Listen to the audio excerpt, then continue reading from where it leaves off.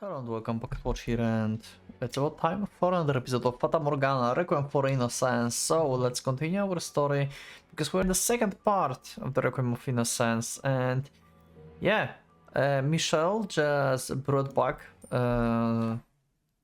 some dying person, basically, to the mansion, and is this person alive?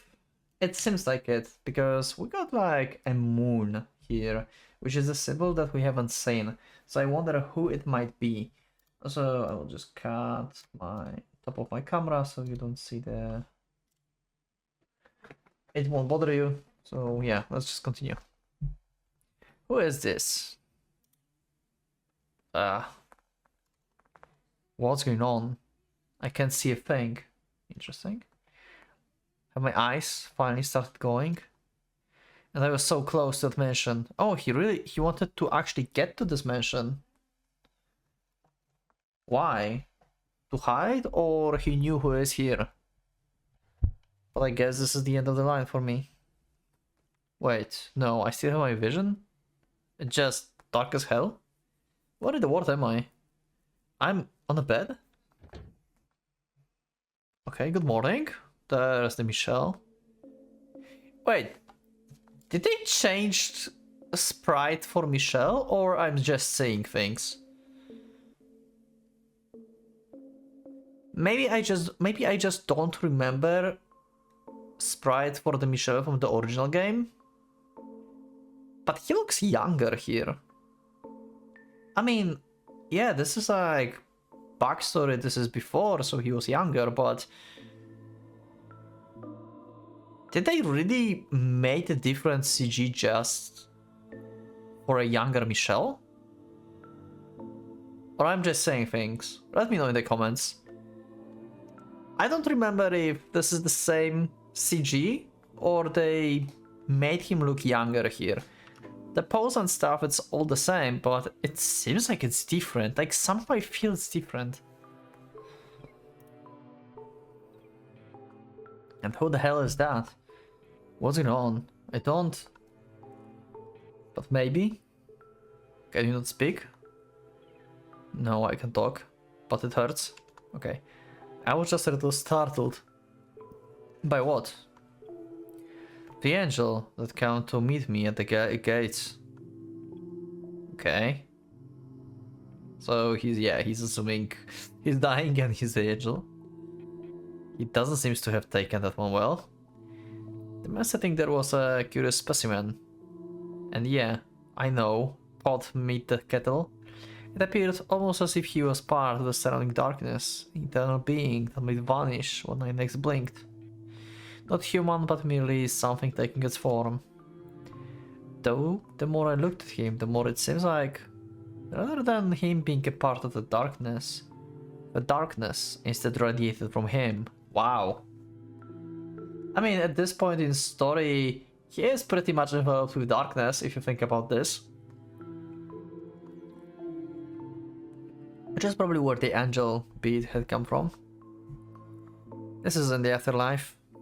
Ah, no, I guess it isn't. If this were the heaven, I wouldn't feel like death, and there would be at least dozens of half-naked ladies hanging over me. But I hurt like hell, so I must be alive. Reality's a bitch, huh? That said though, I feel like I'd get along a lot better with a stony-faced angel like him than what they usually advertised. Interesting. So, they've been leaving for a while. Wonder how long this person is going to last. The sack of bones in the bed had a voice like dry leaves scraping against one another. While carrying them to the room, I noticed several of their joints seems to bend in the way they shouldn't. So I thought they might be on the older side. Okay, that's from Michelle's perspective. But upon closer inspection, that didn't appear to be the case. Interesting. The way they talk makes them sound young too. I'm going to guess a man? Early 20s maybe? If you're not an angel, then you must be a witch. I beg your pardon? I'm just kidding. I don't bite my head off. Wow. It hit a soft spot. You don't lie. You don't look anything like a witch. Well, he's not as far off the marks as he thinks. But he doesn't need to know about my childhood. So, hey, do you mind sparing a bit of water? My throat hurts like 12 kinds of hell.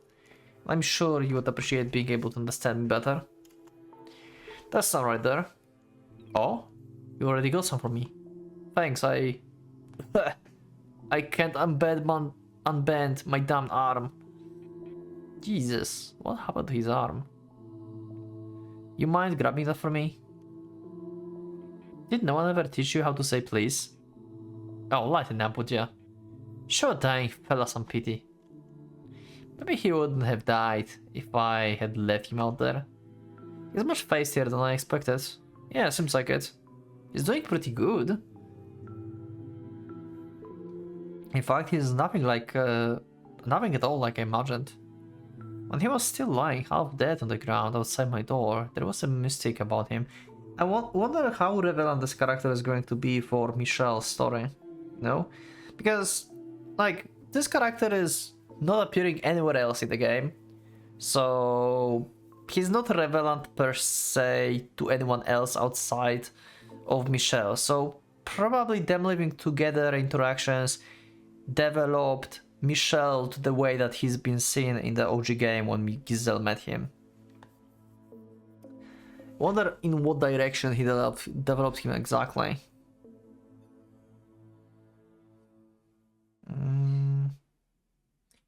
When he was still lying half dead on the ground outside my door, there was a mystic about him. As a mummy, he was interesting, which gave him inherited value. But now when he was awake and talking, he was normal human. Almost excessively so. I reluctantly picked up the goblet and handed it to him, watching as he pulled down the wrappings covering his mouth to drink. It seems like he wanted to down the whole thing in one go, but judging from the groans I heard, his body wasn't cooperating. A few years earlier, I might have sympathized with him, but not now. All I felt now was curiosity. What was this sick man doing in front of my mansion? Yeah, why he tried to get here? That's a very good question. What brings you here?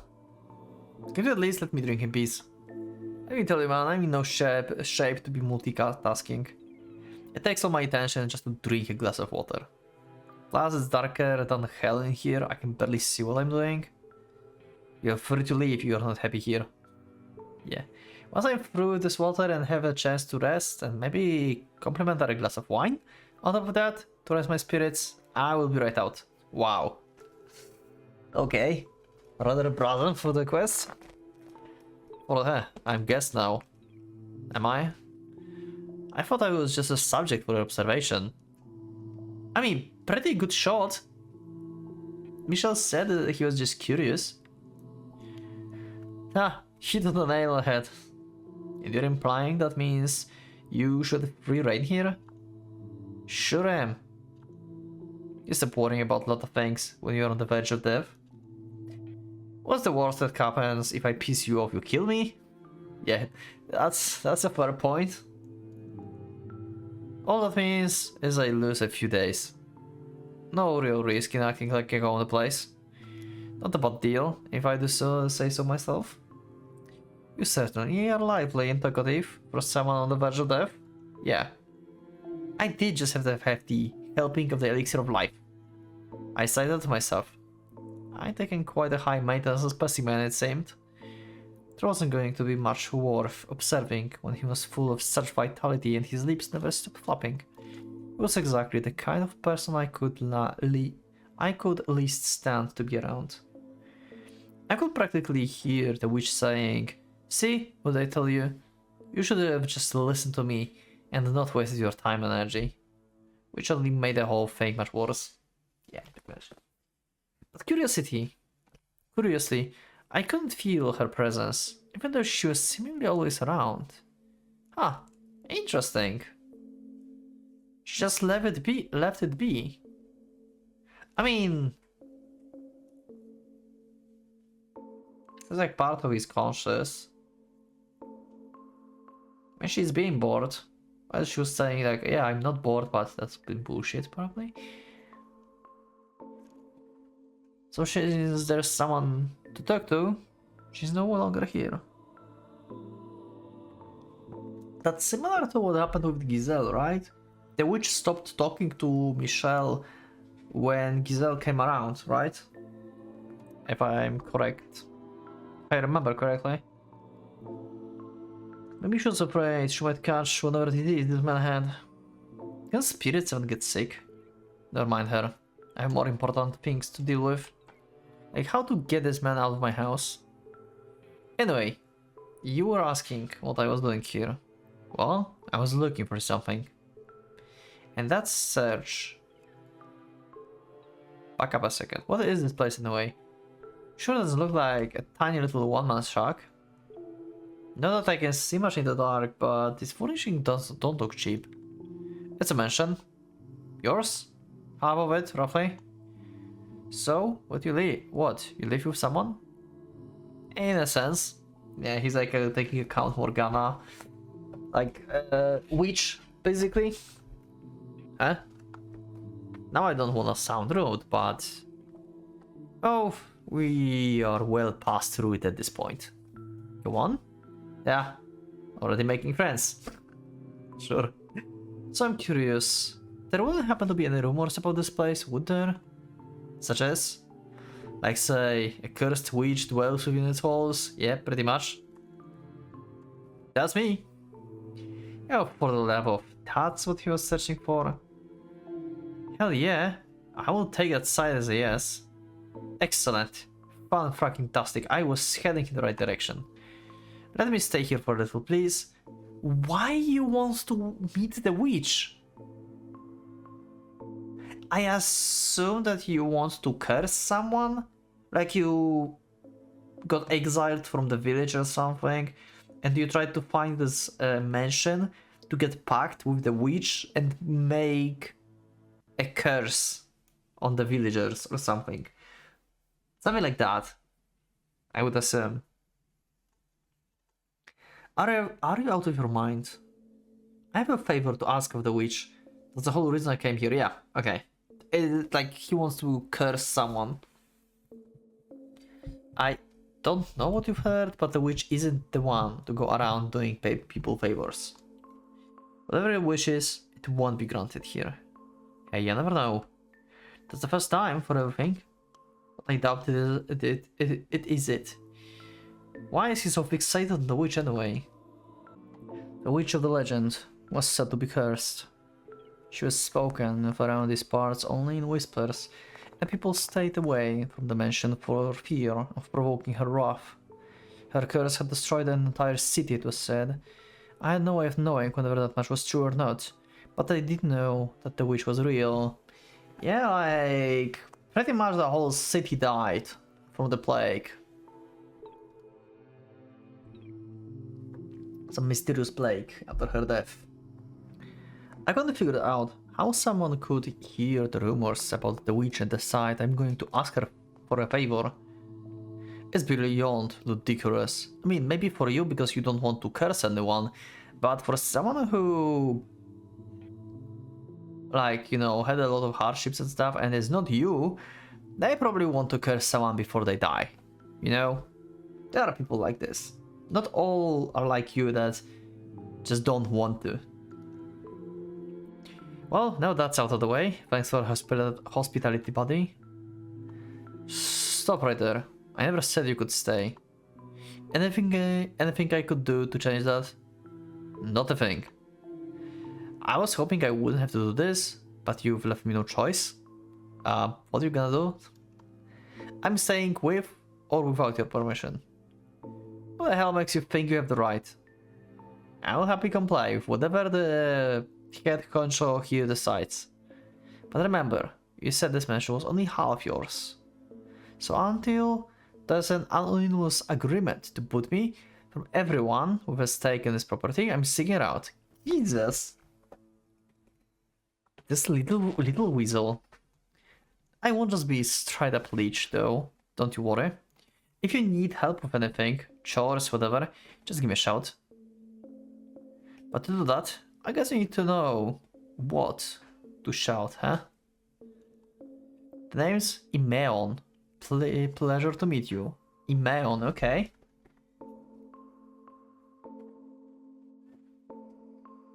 It's a little bit of situation like with Giselle. Not the same, but Giselle pretty much the same. Like, being here in the mansion, and Michelle wanted her out, basically. And she had to stay. Be a different situation because this guy wants to stay, Giselle had to stay, but yeah, as well. Hey now, giving me the silent treatment. Is that how we're gonna play this? Flat pretending I don't exist? No. My mind just froze up for a moment. It looks like he's serious about staying. Which is a problem, even setting aside the wish situation. The more contact I have with anyone, the greater risk there is that the word of my survival finds its way out. No? What? That said, he isn't long for this word. Yeah. If you keep him here in the mansion, then no one will know that you survived, because he's going to die here. And then you just have to bury him. This figure won't last, that much is certain. In fact, it might be smarter to keep an eye on him. Make sure he's dead before he has a chance to tell anyone about me. Hello? Need help finding your way out of your thoughts, buddy? Death will find you long before the witch does, I'm sure. Yes, that's the first thing that came out of your mouth. I braced myself for that outcome already. But following the logic of that zinger, it sounds like you are giving your approval of my stay. Resigning myself, that may be a better way to put it. Ah, it was the same to me. So tell me, what's your name anyway? Unless you want me to stick with the calling an angel, or the witch, right hand, that's it. Neither of those things, thank you very much. So, what should I call ya? Michelle. Michelle. Delivered from the name of the Archangel Michelle. Michael. What was that about? You not being an angel again? Great. You just had to. I haven't wanted to strangle someone this badly in a long time. Yeah. Okay. Interesting. Oh, Morgana's back. And what exactly do you think you're doing? The witch spoke almost as soon as I stepped into my chambers. I could hear her voice again in my... her voice right in my ear, as if she were standing beside me. Which was especially jarring, as she had been completely absent during my conversation with Imeon. She said she seems to know what we had talked about though, so I assumed she had been spectating from the safe distance. What do you mean? You're hardly the type to take impure, wandering souls on the wind. I mean, at this point, like Michelle said, it's better to keep him here to not get discovered. So we have like perfectly reasonable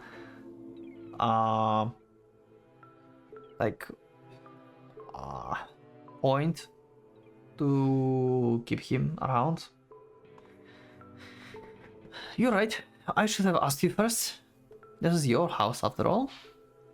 Half mine, you mean? I should be thankful you let me have half of it. Nice. But you are the master of this house. And I... Go on? I was never master. So I have no say in who you choose to let stay here. But you will hackle me about it. Of course. I need my entertainment too. So, what are you going to do about whatever his name was? Imeon? Right, that. I was hoping you would chase that dreadful thing out. He says he has business with you. Yeah? Oh, does he now? Have you not heard this? So you weren't listening in on the whole thing? I'd be more happy to hover over you every waking moment if that's what you prefer. I would rather you didn't. Nice. As you can see, I respect your personal space. Sure. It wouldn't hurt you to show a bit of gratitude sometimes. So, What does that man want with me? The clue. Oh, he said he wanted to ask the witch a favor. A favor? Indeed. Eh, what a farce. I agree. You would never grant a wish of a... Nah, not that. That you happily pass on a stranger request, but vehemently refuse to make your own of me. Hmm.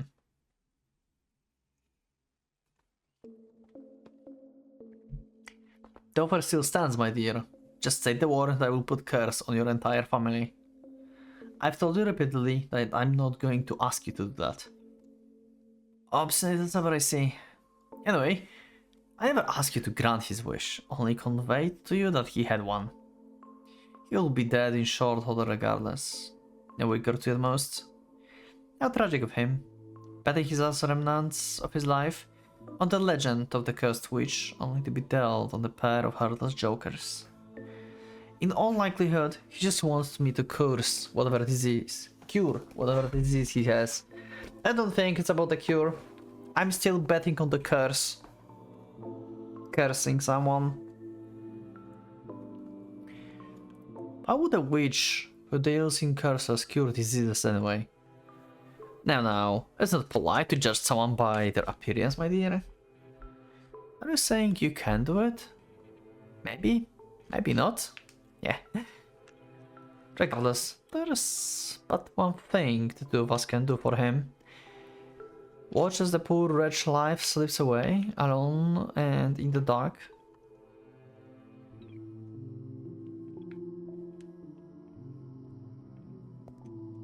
Okay, man's walking through the mansion.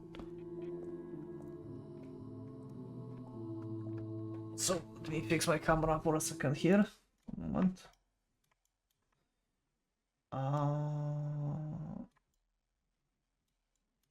Okay. Have to move my monitor a little bit. Ah. Christ, this is hell. It shouldn't be this exhausting to just walk down the hall. Yeah, but you are in extremely bad shape. I would sure love to get a little more light in here. Might make moving around easier. Okay, or maybe just like that. Nah, this is fine. No light means I don't have to worry about how monstrous I look. This face is like a curse on itself. Wow! A lot of similarities to Morgana, it seems. To the perspective. He thinks of himself as the monstrosity, basically. Face like a curse. Just like Morgana did. Like, my face is basically a curse. I wonder if Morgana is going to listen to this guy. Because of how he feels about himself. Okay, so there's only one, the only place I haven't seen yet are this room and Michelle's room. And he made it very clear, he didn't want me anywhere near his room, so... In practice, that makes this last one. Here goes. What is it? Oh, this is the chapel. Okay, yeah. Damn! A huge stained glass window sat at the back of the chamber. The archangel within cast a faint light across the room. The light almost burned my eyes, which were still acclimated to the darkness. Interesting! This window being barricaded in the time when Giselle came here. Why it's not barricaded yet? Michelle boarded it up after this guy death or something? This is very curious. What would move him to do this then? It feels almost like I was in the presence of an actual divine being. So, we've got a guy named after an angel and the stained glass window of an archangel. Whoever called this place cursed didn't look very hard, I guess. This is closer to a damn temple, if anything. As I approached the source of the light, the shape of the room came into the view. Rows of pews? A pulpit and a cross. Looked like I was right on the money. It wasn't in chapel. Or the remains of one anyway. The wooden pews had rotted to the point of uselessness, and the floor was peeling all over the place. It was like a abandonment shrine to a saint, hidden away in the dark corners of the mansion. Fascinating. Yeah, it is fascinating. The worst of it has been mended, but you can still see marks on the walls, but it looks like it's been struck with a sword or something. Did the battle take place here? Yeah, maybe not a battle, but pretty much a massacre. There's splashes of black on the floor. Blood stains, maybe? Huh. There's something in the pulpit too. Oh, my mask. I figured he threw it out. So Michelle isn't all cold and heartless after all. Okay. Or maybe he just didn't feel like going outside, who knows. Either way, I will happily take it back. He's already seen my face, so it doesn't change much. But I feel better covering it up anyway. Okay, makes sense. My disease was highly stigmatized and said to be just as infectious.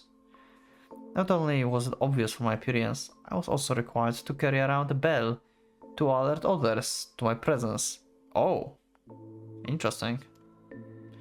I lost that while wandering through the forest, but up until then, whenever I went to a town or city, I had to ring the bell as I walked.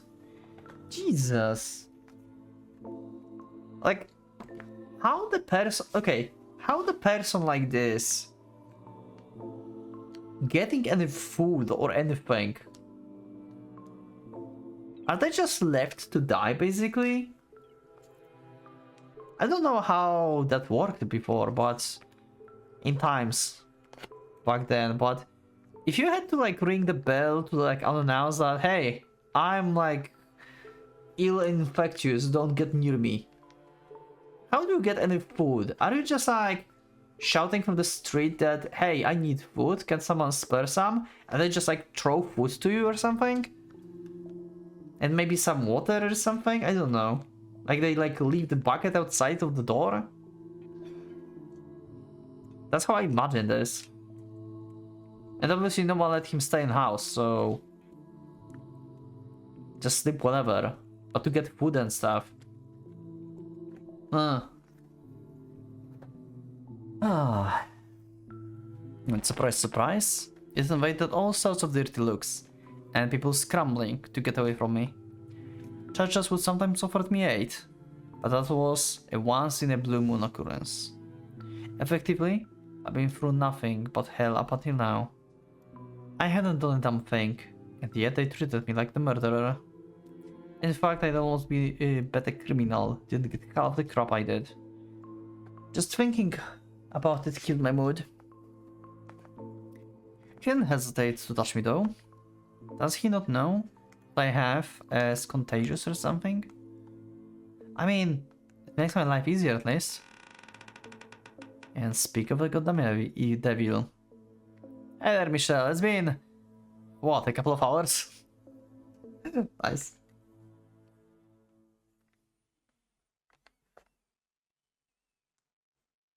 Oh! This guy even have red hair just like Morgana. Is this like... oh, I love the soundtrack of Fata Morgana with lyrics. These are just like top tier songs, god damn it. Anyway, is this supposed to be like some kind of like male version of Morgana?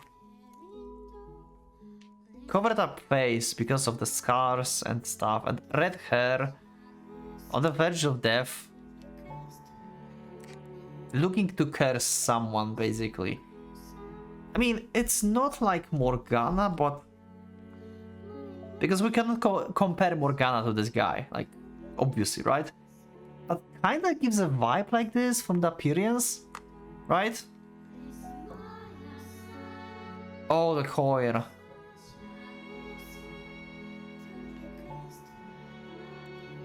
Okay, mysterious. I found Imeon in chapel.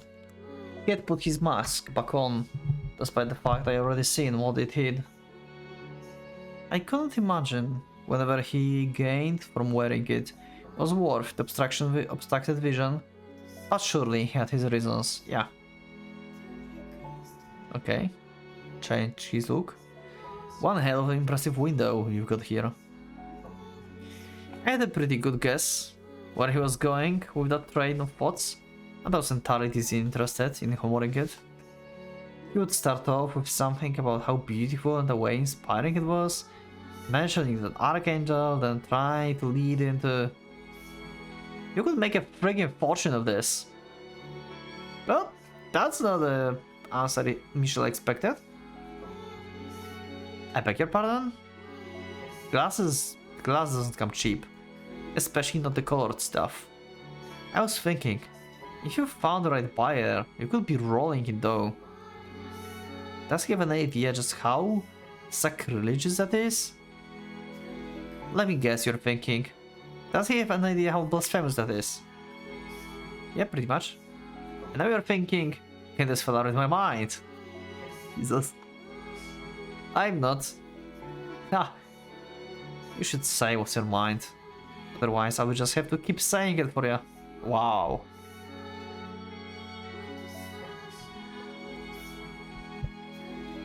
So to disappoint you, but I'm not particularly talkative. I'm not saying you have to yap on for days like me,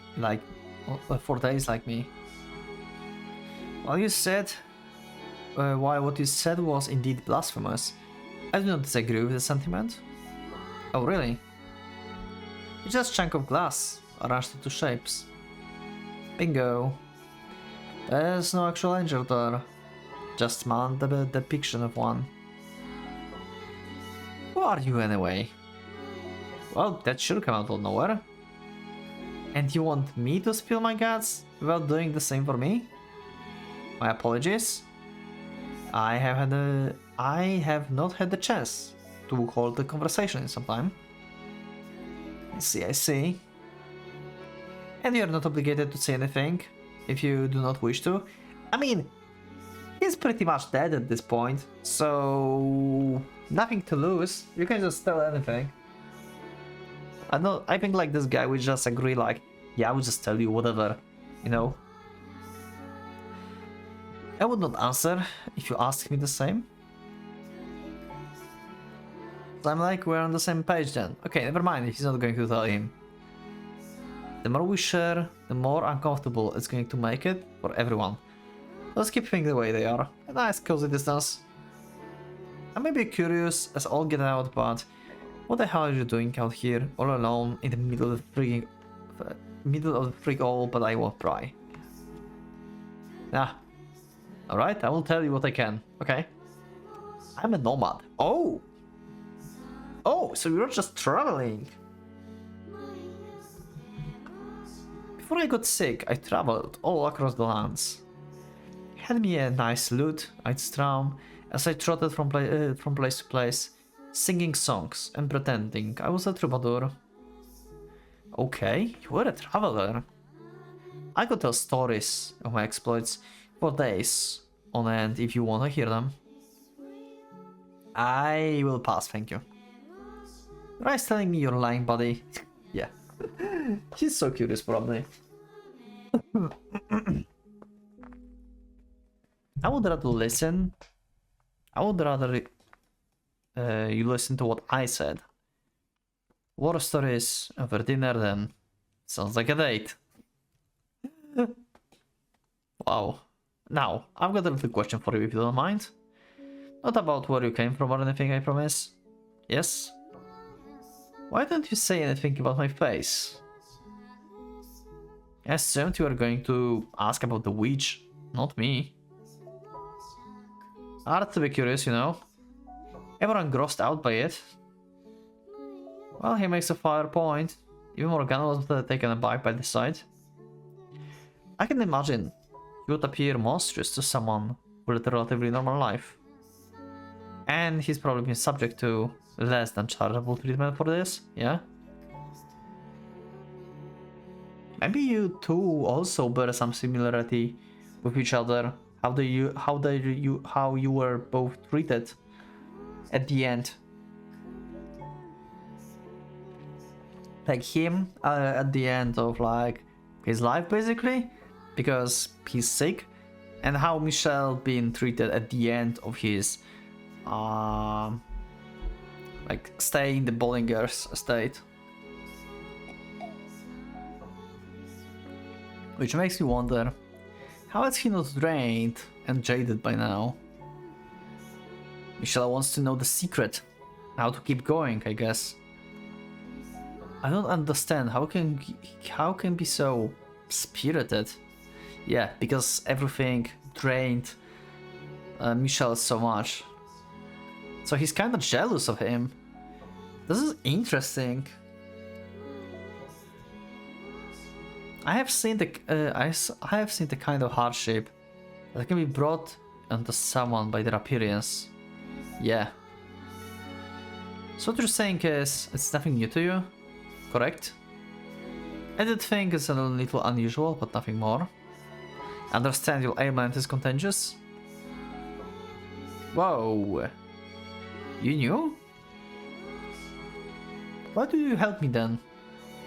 Why didn't you hesitate to touch me? You carried me to the mansion and handed me water, all while knowing you could be infected? I couldn't figure it out how to honestly explain my actions. Part of me was deliberately acting against Morgana's wishes, frustrated by her repeated insistence that I kill him. But the aura of death that hung over him was the biggest factor. There was something indescribably alluring about it. All I'd say is I would have left you if you were in a good health. So, at this point in life, in this backstory, Michelle is so drained that he, like in his subconsciousness, he wants to die. He can't say it in words, but he doesn't mind being infected and die, basically. I think that's what it means. So meeting with this guy gave him some hope, basically, for the future. He learned how to bear his condition. And how others treated him because of this.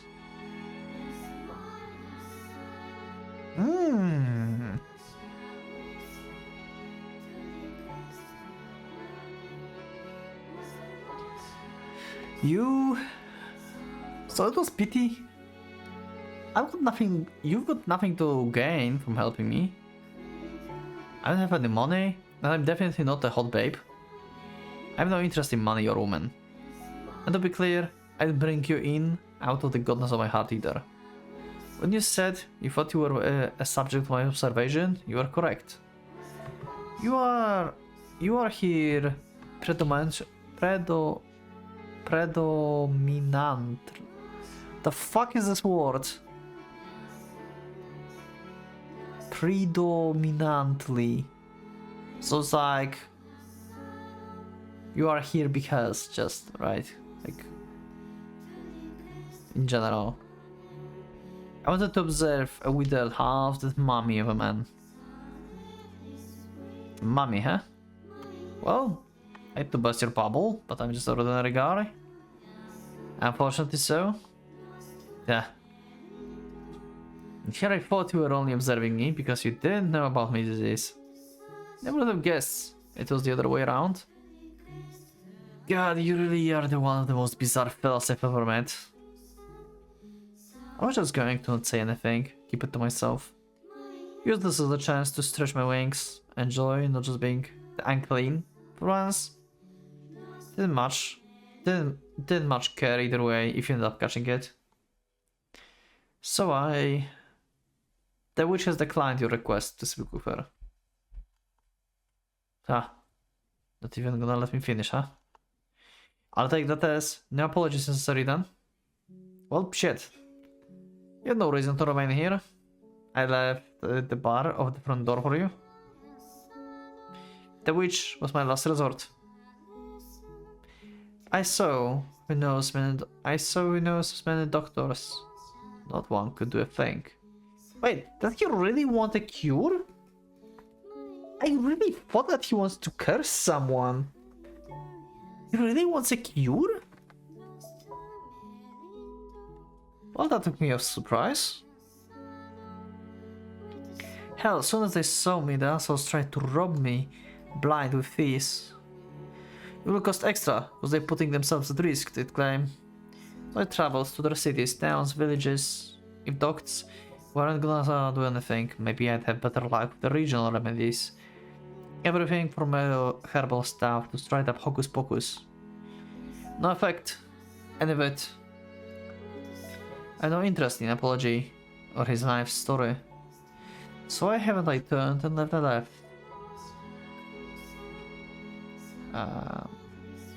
Turned and left yet. Why I'm standing here listening to him talk? All that left for me to turn to was God and the devil. But I figured God would just say accept your lot in life. Shrug his shoulders and tell me to die in a ditch. But I wanted to live. Even looking like that? Damn right. So, what do you believe that if you... So, what? Do you believe that if you tough it out, one day your valiant efforts will pay off? That there's light in the end of the tunnel? This is really a character that is giving Michel a perspective of how he should behave. How, oh my god. This guy is just giving Michel hope for future. This is literally Michel talking about himself.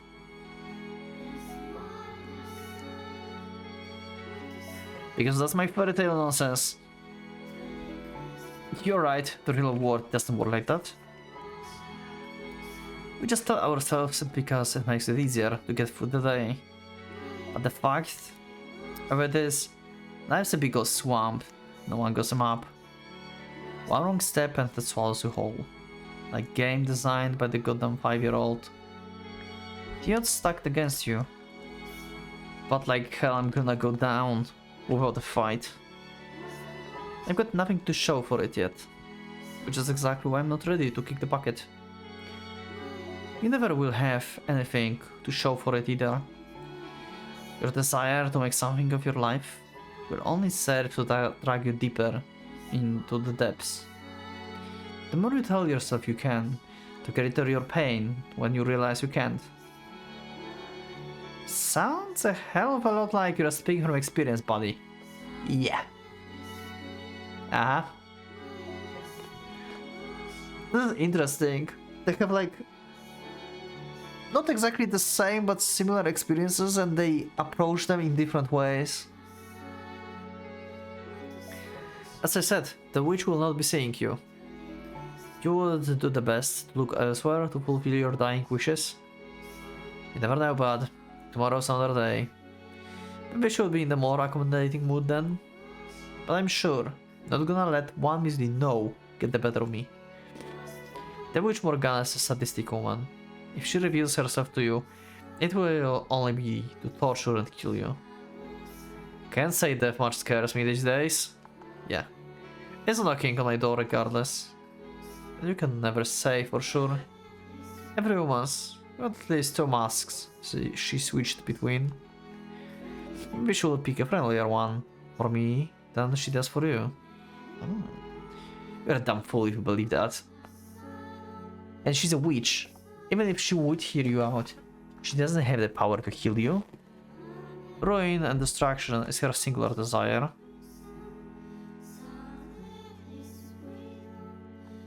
Hey, she used to be a saint. I have to ask. All you want from me is to watch me die, right? So what do you have to gain from warning me about the witch? Doesn't worrying about me run counter to your own wishes? Very good point. I'm hardly worried about you. Could have fooled me. I'm simply making a statement of fact. You would be only wasting your time trying to see the witch. I haven't seen the proof, so I'm not convinced it as much as the fact as you claim. Which means this conversation going exactly nowhere. Do as you please. I won't try to chase you out anymore, but don't come crying to me when my words prove true. Much obliged, buddy. There's one less hurdle to trip over on my way to making a huge ass out of myself. I would like to promise me one thing though. Okay, sure thing. I will leave the bar out the front door, so when the time comes, make sure you have enough energy to get yourself outside before you die. Ooh. Jesus, Michelle. Holy crap. I don't want to have to clean up the mess. You're a real treat, buddy. Wow. Wow, Michelle been so savage. Holy crap. After our little chat, Michelle gave me permission to make use anything in the mansion. It still's come with the condition that I stayed away from his room and didn't pry into his personal life. But that seems fair enough, considering I didn't want him digging into mine either. The fact I couldn't have asked for a better agreement. After so long wondering which food, a constant uncertainty, having a roof over my head and meals at my convenience was heaven on earth. He had dried foods and smoked meats in the cellar, as well as the bread, which last I checked didn't store for very long. But he never seems to leave the house, so I did recall hearing some rumors on the way here. Whispers of the shadowy carriage occasionally seen heading towards the cursed mansion. Okay, so he's going to piece together that someone's supplying him here. No one knew for sure what it carried, but it was general consensus. Offerings to the witch. Fresh sacrifices to keep her appeased. Which is obvious nonsense. No one was sending shipments of virgins to offer to the witch. A basket of bread and other supplies now, maybe? Rumors have a way of taking on a life of their own, but that was patiently absurd. I couldn't believe anyone brought it. But that still left me with scores of questions though. Who was bringing Michelle the supplies and for what purpose? Why did he never leave? Was he imprisoned here for some inquinity? But obviously I had no intention of seeking out the answers. If we spent long enough together, I would probably find out eventually. But I knew them well. I didn't have that kind of time left. What point was there to lifting the curtains on someone else's life, when chances were I was going to croak long after? Yeah, pretty much. You could talk about yourself though. If you are like ready for your death and stuff, then I had no intention of repeating Pandora's mistake. Oh, nice. Nice correlation, like comparing Michelle to Pandora. If I was going to spend my last days here living with him, I wasn't going to get anywhere near that jar and risk making waves. I couldn't say whether or not it was the best strategy, but regardless, I made it through our first 2 weeks together well enough. Oh! 2 weeks already! Time skip! And in those 2 weeks, it seems like the two of us were talking more and more. I was standing before the stained glass window. It had become a routine for me to spend a few hours of each far too long day in the mansion's chapel.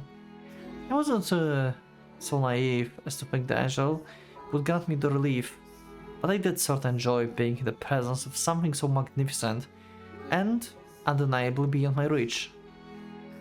It was so impressive in the same way as any other massively expensive piece of art. Well, now that I think about it, I never really appreciated art when I was younger. Do you now? It seems like it. Couldn't even tell the difference between what was good and bad, maybe because I was just a kid. or because there was nothing there to appreciate? Melon? Melon? Oh, hey, sorry.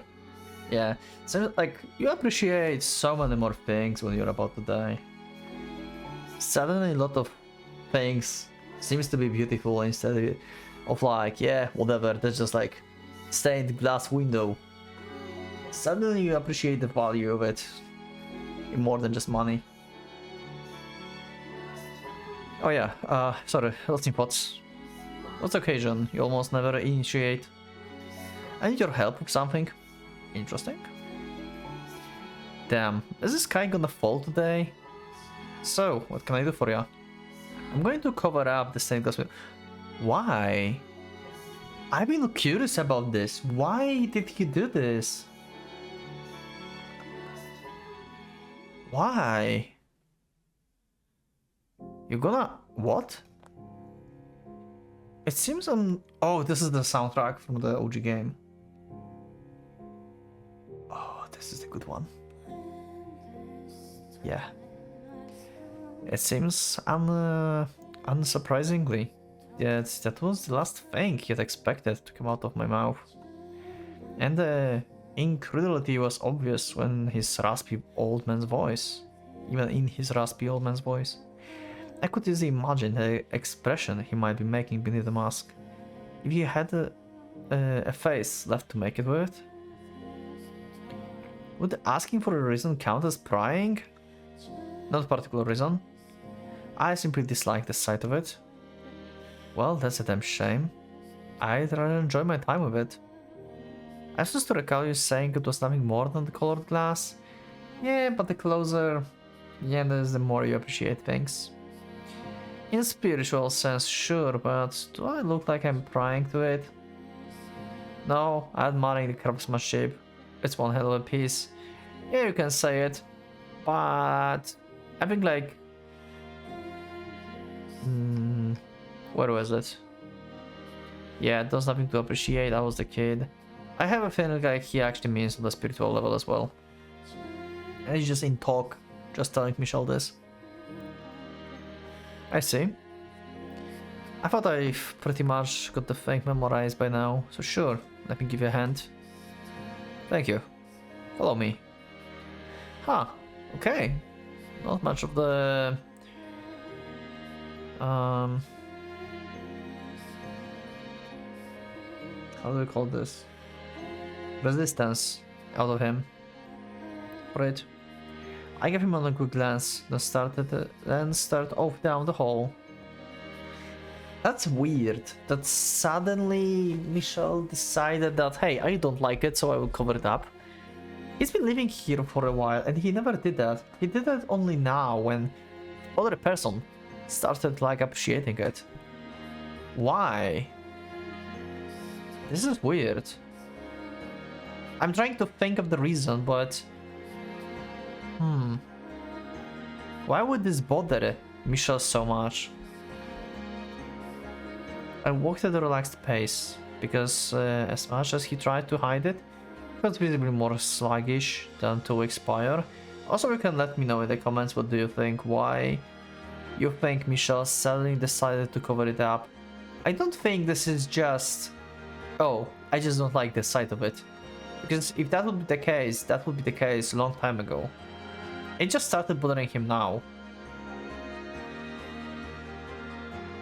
What's the reason? What do you think? Even breathing seems to be an endeavor for him. As I walked, I made sure he was keeping up by the sound of his footsteps, but never once did I turn back to look. Facing away, I said, "You didn't have to come along." Excuse me? You don't ask me to. I mean... yeah, he said follow me. Don't you think it's a bit inconsiderate to ask someone in your condition to do hard physical labor? No one with any common descendancy would do that. Well, I guess that puts you in the clear. I'm just joking, don't bite my head off. I didn't say anything. I didn't say I think it's inconsiderate personally. The fact I really appreciate you not giving me a special treatment of any kind. Yeah, some people just hate being like, you know, feel pity and stuff like this. They just want to be treated normally. You don't go easy on me because I'm sick, and you don't put me through the ringer for it either. I prefer it that way, as both on level ground. If you say so. Okay. And we are back in the cellar. I know I just said I appreciate you not going easy on me, but this is a bit much, don't you think? And holy hell, this room stands time mustier than the rest of the joint. I've got it. This is really freaking... This is really freaking roundabout way of murder, isn't it? Wow. I told you that you didn't have to help. The two of us were looking down on an old, withered bundle of cloth that had been in the mansion longer than even I had. It was a single piece, large enough to cover the entire stained glass window, but thick enough to block out its sunlight. Fabric was far heavier than most people realized, and something that thick and tightly woven was going to weigh a ton. I knew I would be able to carry it to the chapel by myself. Well, you could just drag it.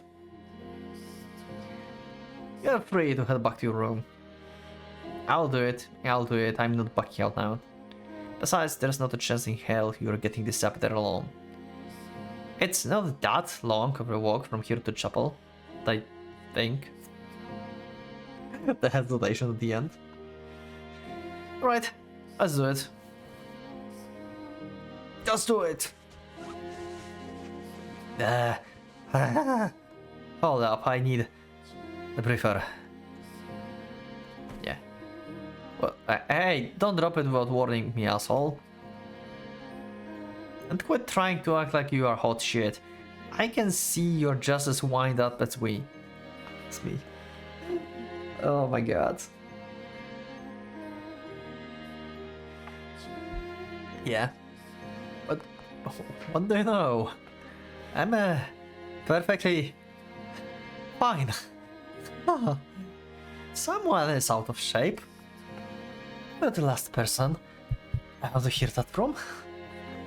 Wow. Pot and the kettle. Hey now, at least I have an excuse. You're in perfect freaking health. And looked at me, I'm half dead there. Before I got sick, I could run for the 24 hours straight, no problem. Alright, let's get going. Are you deaf? Oh.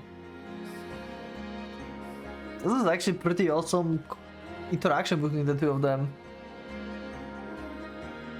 I wonder if you know, I might forgot about this in the OG game. You can remind me if that was ever like mentioned in the original game.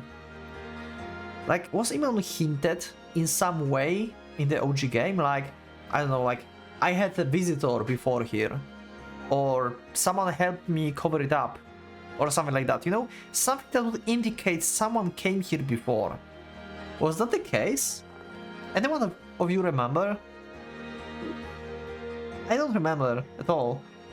All I remember is that I think there is a grave in the backyard.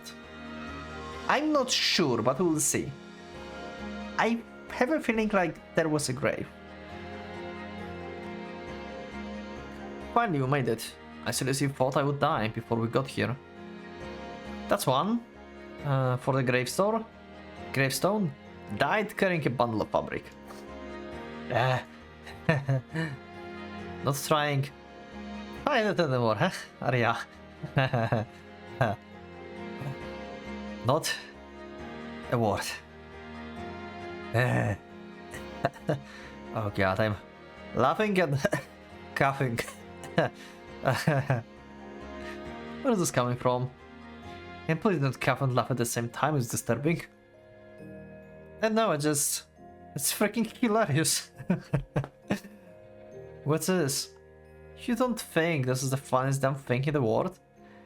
Two grown-ass men carrying a giant sheet through the dark, grinding themselves to the bone, so you don't have to look at the pretty stained glass window. Yeah, this is kinda hilarious. Yeah, like, what the fuck? Why? Like, for real. Are you hearing that? This is the stupidest thing. I like this guy. I can say I find it amusing myself. I like him. Jesus. He's so cool. Well, you're lost, buddy. Let's finish this up, then shall we? Assume the pulpit is nailed down, so we can use that to get some height. He seems to be enjoying himself. I mean, as he said, this is pretty funny situation. I can imagine enjoying much of anything in that kind of condition. Yeah. There are differences between the two of you though. He's on the verge of death, and he doesn't really care about much. And you've pretty much like been in his condition, kinda like you've been, you know, betrayed by people, looked down and stuff like this, right? Like everyone avoided Imeon, people avoided you as well. And yeah, the difference is that he is near his deathbed and you are not. That's, I think, like the biggest factor here of why he finds enjoyment in this and you do not. And also that he accepted already his fate and what happens to him before, you know? Like he said, yeah, now I'm coughing and laughing and stuff, but before I could run 24 hours straight. Hell yeah, I was amazing. Michel can't do this.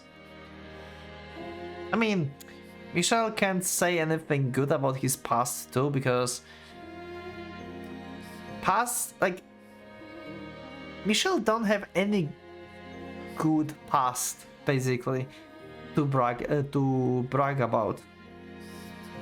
If you think about this, the only thing he can brag about, I guess, is Didier and Georges at this point, like at this point of story, because he remembers them as the good brothers, right?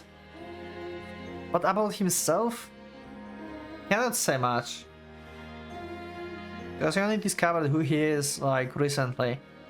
So all before been kinda lie for him and don't want to remember basically his past. So that's another difference between the two of them. I'm not sure if I will ever understand him. The way he's being so upbeat, it's kind of bringing me down. Why should him act cheerful have any effect on me? I buried that emotion long ago. Yeah. What are you doing here exactly? Huh? Haven't we been over this? I have to ask the witch. You are no fool, I don't need to tell you that the witch isn't real. For the past 2 weeks, I let Imeon explore the house as he pleased. He would likely seen everything but my chambers by now. It should have been obvious that there was no third person living here. There was only one who could hear the witch's voice. I was the only one who could feel her presence. All the servants my family had sent over the years were proof of that. She may have existed for me, but from his perspective there was no meaningful difference between that and her not existing at all. Remember what you said in the storeroom? There's not a chance in hell you are getting this up there, alone. If you are still believing the witch was real, if you still believed there was the third person living in this mansion, you wouldn't have said that. What do you want from this place? Somewhere to die? Do you want to make this your final resting place?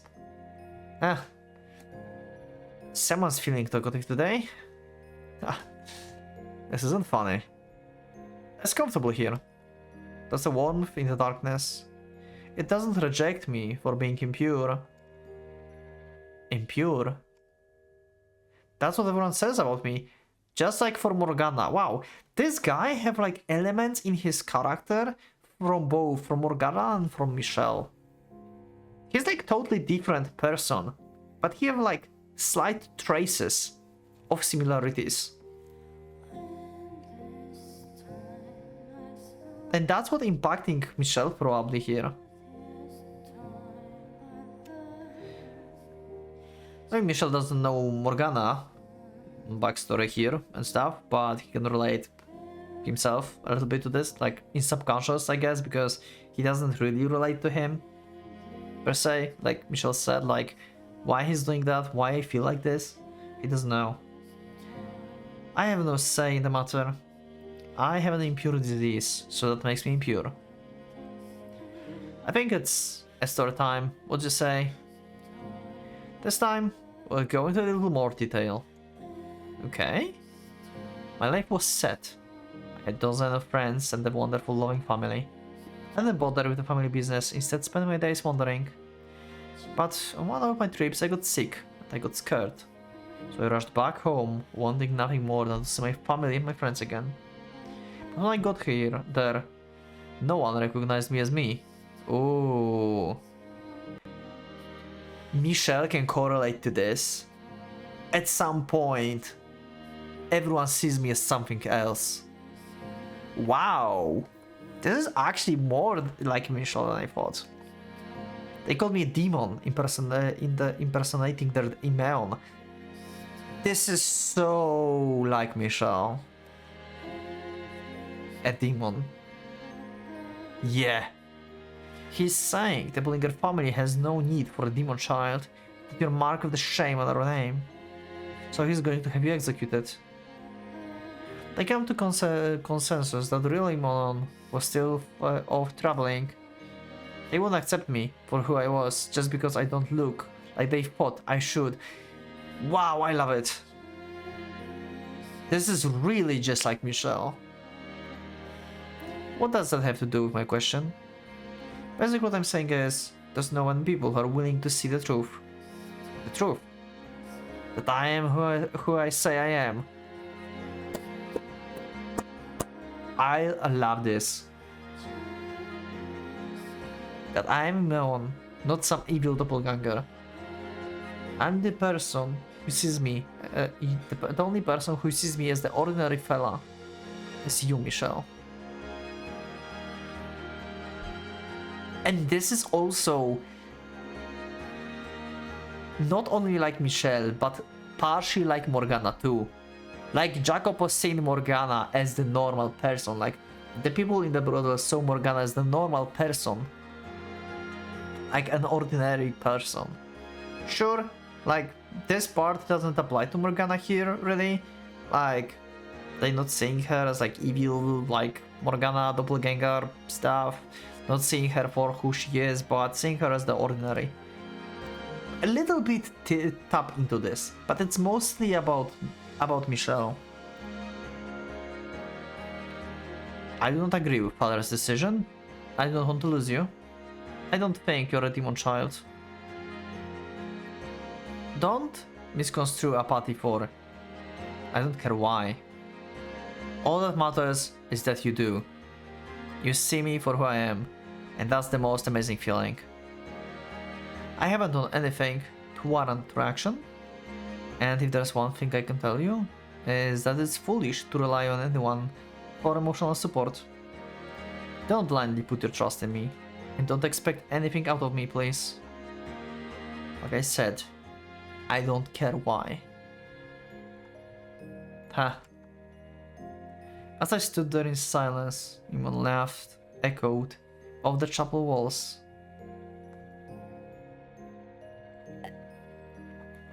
Then he climbed onto the pulpit, which was probably brutal on his joints, though he didn't show it, crossed his legs, and looked up at the glass angel. His arms were thin as twigs, his voice raspy as the old man's, his hair devoid of all sheen, his entire body deteriorating. Even the most callous of men would cringe at the piteous sight. Yet he sat there, with his head held high, a smug smirk on his face. For a split second, the thought crossed my mind. That if the name Michel didn't belong to me, but to him instead, he would have been able to just laugh off that painting. And as soon As I cut myself, I froze. Oh. Back to your question. What do you think? Why do I want to stay here, even though the witch doesn't exist? I knew what he wanted me to say, and I knew that I couldn't. Oh?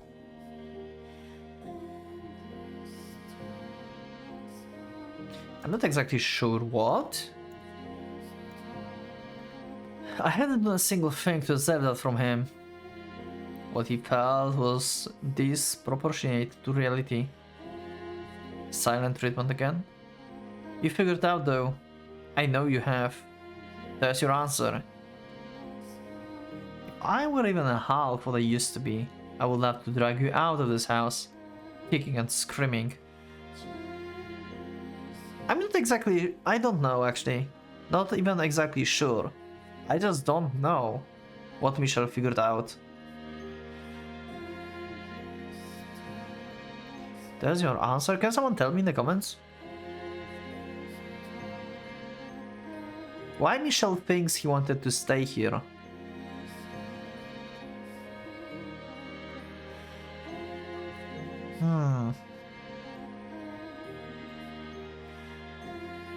Travel far and wide together. Find a place you feel more at home than anywhere else in the world. This is kinda like with Morgana, like Jacopo with Morgana. I will show you the word. This guy is intertwining everyone in the game. Maybe not everyone, okay, but Morgana and Michelle. It'd be nice, wouldn't it? Leave me out of your fantasies. He could only think that way because he led such a cushy life. That may have come crashing down when he got sick, but only someone who had pulled well off would ever think there was hope to be found outside. And on top of that, he was simple and honest enough to admit it. I'm just jealous of him. That's all this is. Take a seat up here on the pulpit with me. Feels like you're showing your ass right in a girl's face. Wow. I wish I'm tired this sooner. It's freaking... I tried this sooner. It's freaking incredible. It really is. And looking outside, huh? So you're not really thinking that. Oh, back to his perspective. Between the two of us, a guy who probably couldn't overpower a rabbit and someone on the damn doorstep. Covering up in the stained glass window was a grueling task. That day marked a turning point in our relationship though. It was an insignificant change, something I doubt anyone but us would even be able to notice, but it wasn't the degree that mattered. There was the real shift in the air between us. Michelle didn't seem to be so presently wary of me anymore. Yeah, because your backstory is very similar to his. And I started to feel more relaxed in his presence. I didn't have to prove anything to anyone here. In part because he didn't pry into my personal life. But also because my time was so limited, I didn't have any reason to keep up a front anymore. Pretty much, yeah. The biggest factor though was that no one here knew who I was. Oh.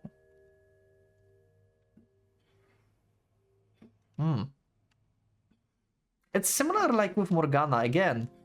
Like similarities between Michelle and Morgana. Like, Morgana came to the city, right? To the brothel, and no one knew who she is. Right? After she got rescued, no one knew who she is. And that's why, like, she managed to live a peaceful life there. And changed over time. Well, let's go. From time to time, Emil and I would have supper together. I wasn't going out of my way to spend time with him, but I didn't particularly mind it either. I had no reason to. Well, we stayed out of each other's businesses. We both knew it was a temporary arrangement. As his disease worsened, his once exasperated figures started to seem more and more obviously like a facade. When he spoke, it was like I could hear the remnants of his fading soul spill out with each gravely syllable. It was getting difficult to make out what he said at all, but he still persisted to act as though nothing was wrong around me. So even though he cannot really speak, he still can walk normally. I mean, weakly, but he can still walk. I would assume like he's already like unable to stand up from bed. So I acted in kind, making sure not to touch on his deteriorating condition. You know, we never did go around to talking about my adventures. Yeah. Nobody's stopping you. You could just be honest and say you wanna hear them. I can see it in your eyes. You love adventure stories. Not only that, you wanna go on some yourself. Michelle did want it to be a knight. That could not be further from truth. Ha. Alright, let's see. How about the story of the battle in the Northlands? About 5 years back, I was traveling the lands far north. Heavy snow covered the land in the winter, stretching as far as the eye can see. And with the arrival of the spring, it would melt and rejuvenate the earth. It was a lot colder up north than it's down here, but the lands were fertile nonetheless. And naturally, where there's fertile land, there's people fighting over it. Two countries, sorry. One to the east and one to the west. We vied for control over this particular area. I watched the battle from the safety of the nearby hill. Theater for the battle was the large plain, a sea situated to the north. Separating the two was a river flowing south from the sea. It wasn't a very deep river though. Both horses and infantry could cross in, albeit with some difficulty. The Western army attacked first. They outnumbered and were better equipped than the Eastern army. Their soldiers were trained and commanders sharp. Planning and organization allowed them to cross the river with ease. And once they were on the other side, they stormed the Eastern army. Now, how do you suppose the battle went? The other ones win probably, they set up some traps, they were more clever.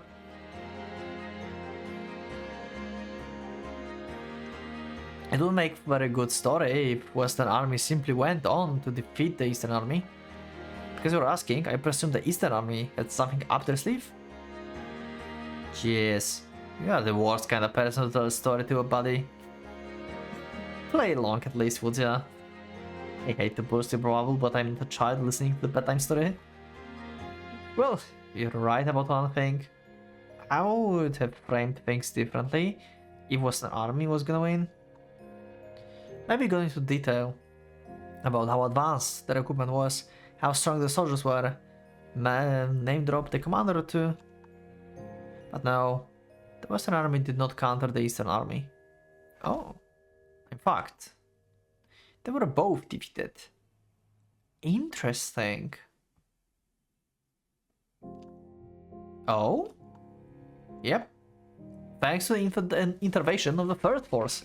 Ooh. Now, where do you suppose this mysterious third force came from? Huh. It was the Danes. Wait, what? What's Danes? You've got to be kidding me. You suck at this. What are Danes? Is this like actual, like some kind of like... It's capital, so... Is it country? It's not a normal word, like, I don't know.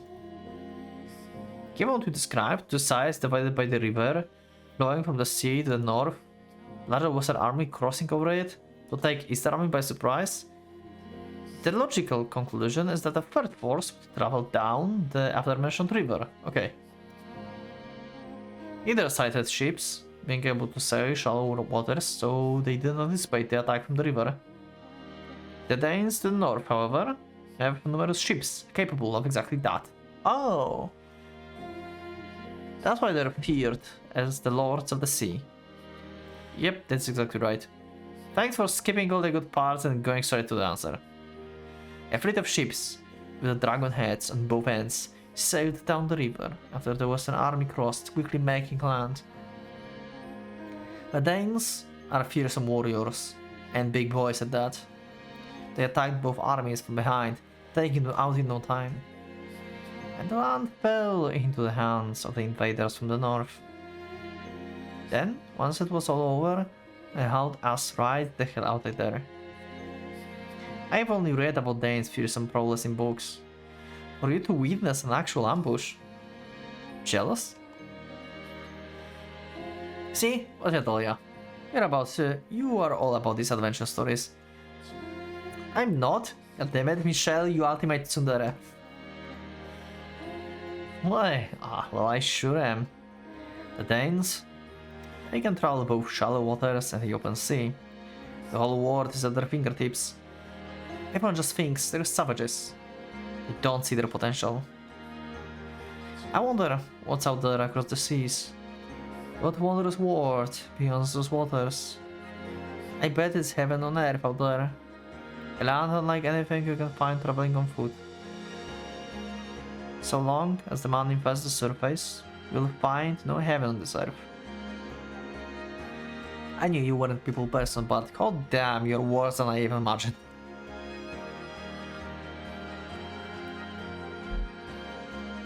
You can make it through life on misanthropy and cynicism alone. Someone needs to teach you how to dream, buddy. Dreams are just that, fantasies never to be realized. Dreams are freedom. Doesn't matter if you're sick or sinner, in fear or exiled, you can go anywhere inside your head. You have complete and absolute freedom in your dreams. All empty hopes and dreams do is erode spirit. Such a different perspective from both of them. I gave up on mine for a reason. If I were in good health, I would have asked the Danes to take me on one of their longships. Bring me somewhere far, far away from here. A place where everyone's equal. No poor and no rich oppress them. No one being judged for their looks or the family they were born into. I would have gone on another adventure. Brought you along this time. Found our paradise. I'm pretty sure the only way we're getting on a longship is as a captive to the Danes. Remember what I said about dreams? Like 3 seconds ago? Shove that sea rallies me to a box and lock it up. You can dream whatever sort of crazy outrageous nonsense you... You on? Don't worry. About... Yeah. Okay, so back to... Story time. After I escaped from the Danes, I crossed the path with this incredible part. This one gonna blow your mind, I'm sure. I didn't tell him to not push himself. He knew his own condition far better than me. I didn't have to tell him continuing was a bad idea. Yeah, but he wanted to do this. I like him, my own character. Let me in the comments if you like this guy. I wonder if you like him or you dislike him. I really like this guy. My role was to be quiet and listen. Even sang for me a song he supposedly learned from the bard. I could sing way better than this back then, he said, with a strained laugh before beginning the raspy ballad. Every note melted into sort of the indistinct, flat bass, but it was still somehow pleasant to listen to. Perhaps because I could imagine what his voice may have sounded like in its prime. A bright, optimistic, unwavering, powerful voice. All the more enchanting because it existed only in my imagination. Michelle already got caught up in the world of dreams and imagination from this guy. As I listened to him sing, So much that it kept sealed away slowly. Sealed away, slowly crept back to the surface. I felt like I was being whisked away into the far distant world by the tales of his exploits in the bard's song. With Iman, his hand held out, waiting to take mine. The words, "Let's set off to a new world, buddy," on his lips. But his time on this earth was drawing to a close. Those fantasies faded to fade into nothing.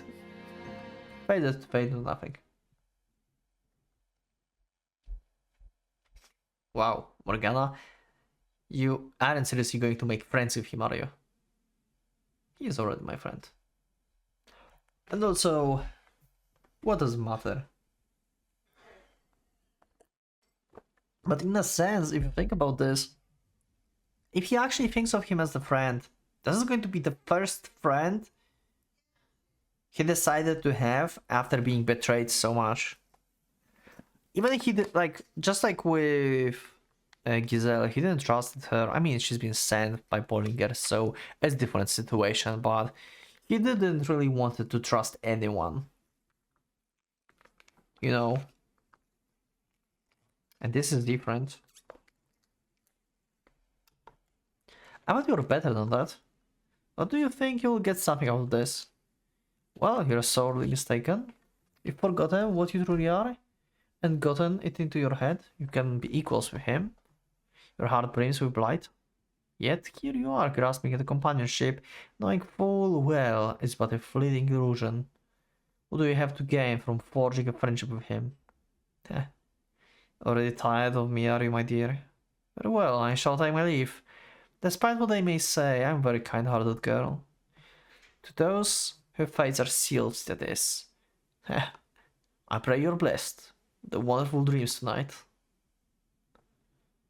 That night I had a dream. Oh? Not a nightmare, nor a dream of the past. A warm, pleasant, slightly bittersweet dream. Oh. I hadn't had one like this in quite some time. Oh, open field. An endless field stretched out before us. We pushed our way through the sea of waist-high grass, pressing onwards towards the ever distant horizon. A spring breeze whispered past, caressing my cheek. At my side stood the man beaming as bright as the sun, and he had hair of deep scarlet, like the color of the setting sun. His eyes were unflinching, his lips showing his strong resolve. His chest was smooth and muscular, and he had a musky scent. It was my first time seeing his face, but I knew exactly who he was. Okay, not much farther now. The man spoke. Our paradise is just up ahead. His lips curled up.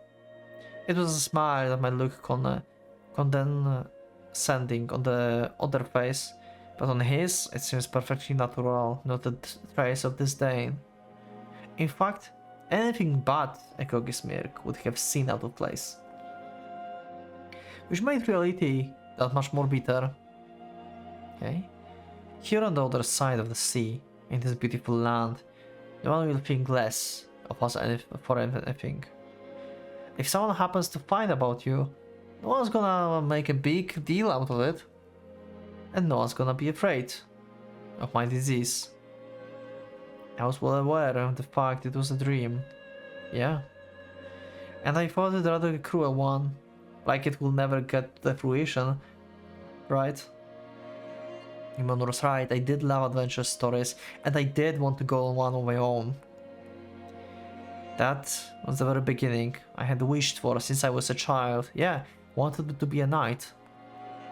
Two men sitting out together, free from obligation, on a journey to see the world. This is such a throwback to the Morgana situation. To see the world. Exploring the unknown and sharing the experience with a dear friend. But it could never happen. Not so long as I was who I was.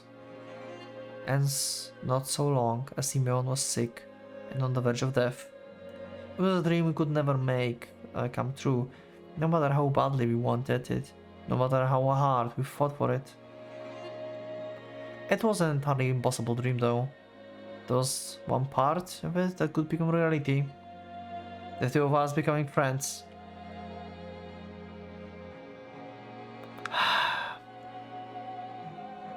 There was probably enough time before he died for me to get close enough to tell him how I really felt. That I just wanted a friend. That I wanted to be able to laugh and throw and get upset like ordinary guy. Oh, so this is what Imeon figured out. That's what Michelle... Actually, no, wait. No, Michelle, like Imeon said, why do you think I want to stay here? Never mind, my bad. Different question.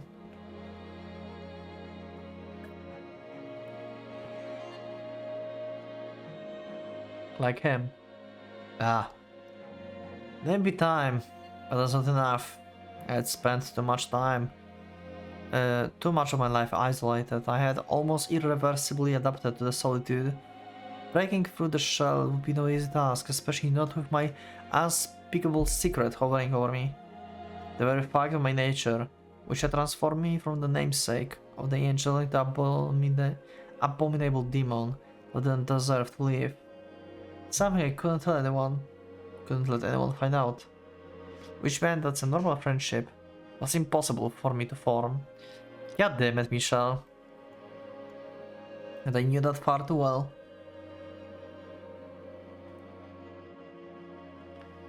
Oh, they both had a dream. That night I had a dream.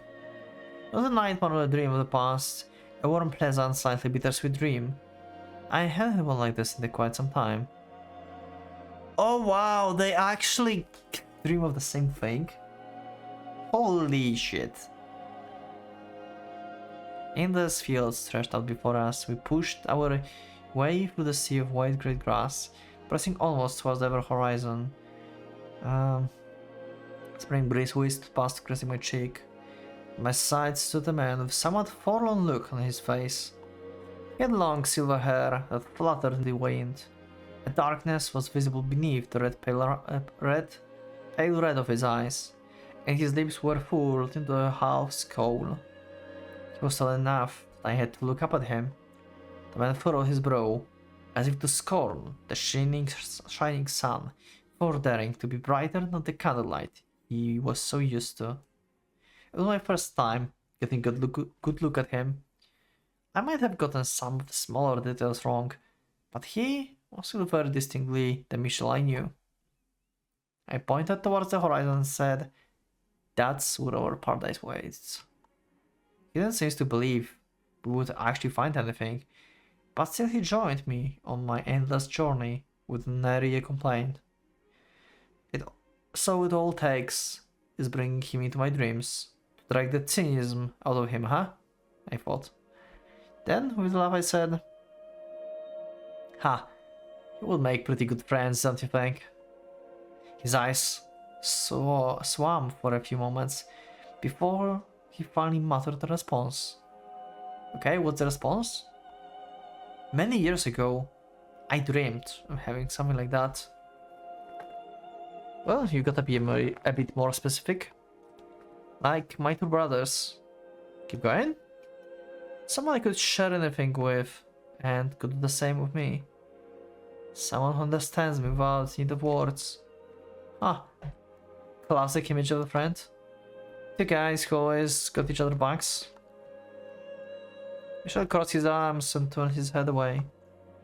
Might have even blushed, but I couldn't see for sure. I had mixed feelings, though mostly I was glad to hear he felt that way, and I wanted to make that dream come true. We'll be just like that, you'll see, buddy. Another breath of wind blew past. I was pretty sure I was smiling. The way I always did, the way I always pretended to. My self-confident, utterly vacuous smirk.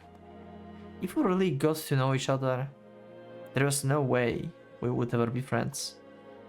True friendship was impossible to achieve between us, and I knew that far too well.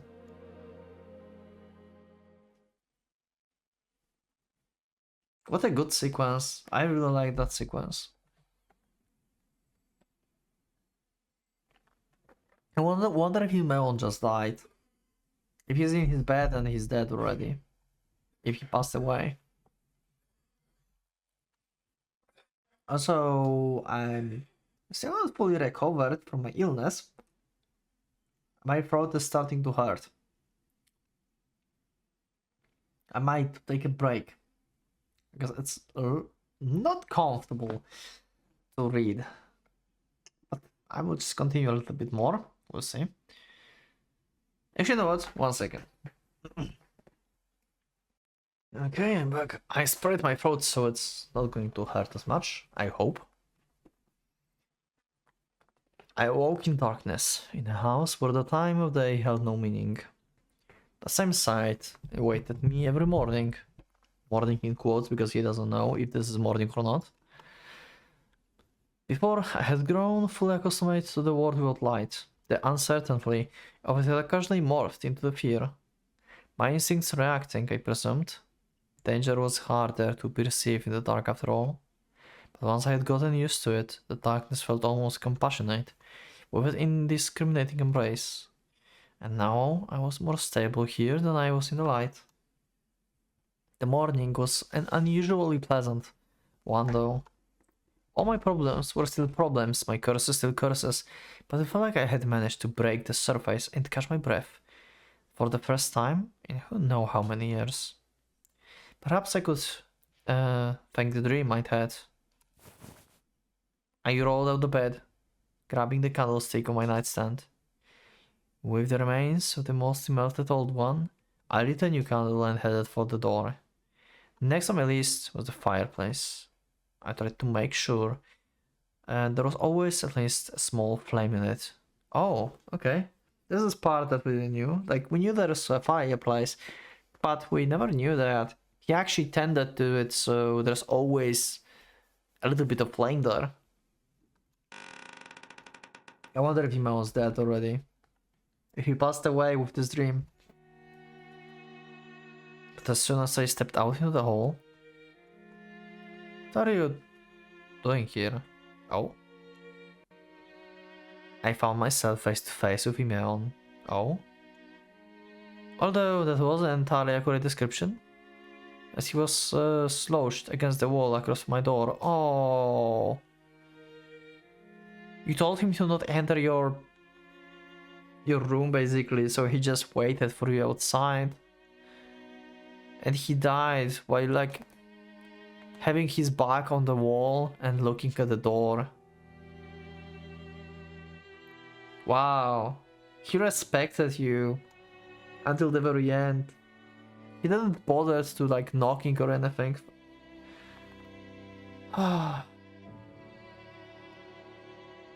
Never mind, he's still there. Never mind, he's still alive. But yeah, he did wait for you. Morning, Michelle. I'm hell but cringe at the sight of him, still insisting on keeping up his everything alright act. What are you doing? Seems pretty obvious to me. Well, it isn't to me. You're clearly in no condition to be walking around. Let's come. Yeah, his time. Is he going to ask Michelle to go outside with him? Because Michelle said, when it's your time, when you feel it's time, go away, don't die here, I don't want to clear your mess. I wonder if he's going to invite him for, let's say, in the quotes, adventure, for the last adventure, you know? Let me see some world, let me show you the world. Just like what happened with Morgana before. Like with Jacob and Morgana, let me show you the world. Because Michelle wanted to have adventures, but he never had. So maybe he's going to, like, invite Michelle for his last adventure, basically. Maybe just to the garden. Something small. but something they could do together as friends. I love this part. What has? My time. The light from the candle fluttered about, slightly offset from the trembling of my bony hand. But Timon, he was visibly shaking, enough that I probably could have seen it without the dim candlelight. Not out of fear or cold, but simply of a psychological reaction to his condition. His breath sounds like puffs of wind, the whoosh of the bitter wind morning echoing in the hall. His arms and leg were so atrophied that if I didn't know better, I might think him a small tree withering away in the fierce cold at first glance. My gaze slowly drifted downward, stopping at his splayed arms. Blotched of red were visible on his palms of his hands. Similar markings like what on Morgana's face was, maybe? Did you cough that up? Oh. Blotches of red. Oh, this is not just like something on his skin. He just like coughed the blood. Oh, okay, I see. I almost reflexively made to draw nearer, but he stopped me after only one step.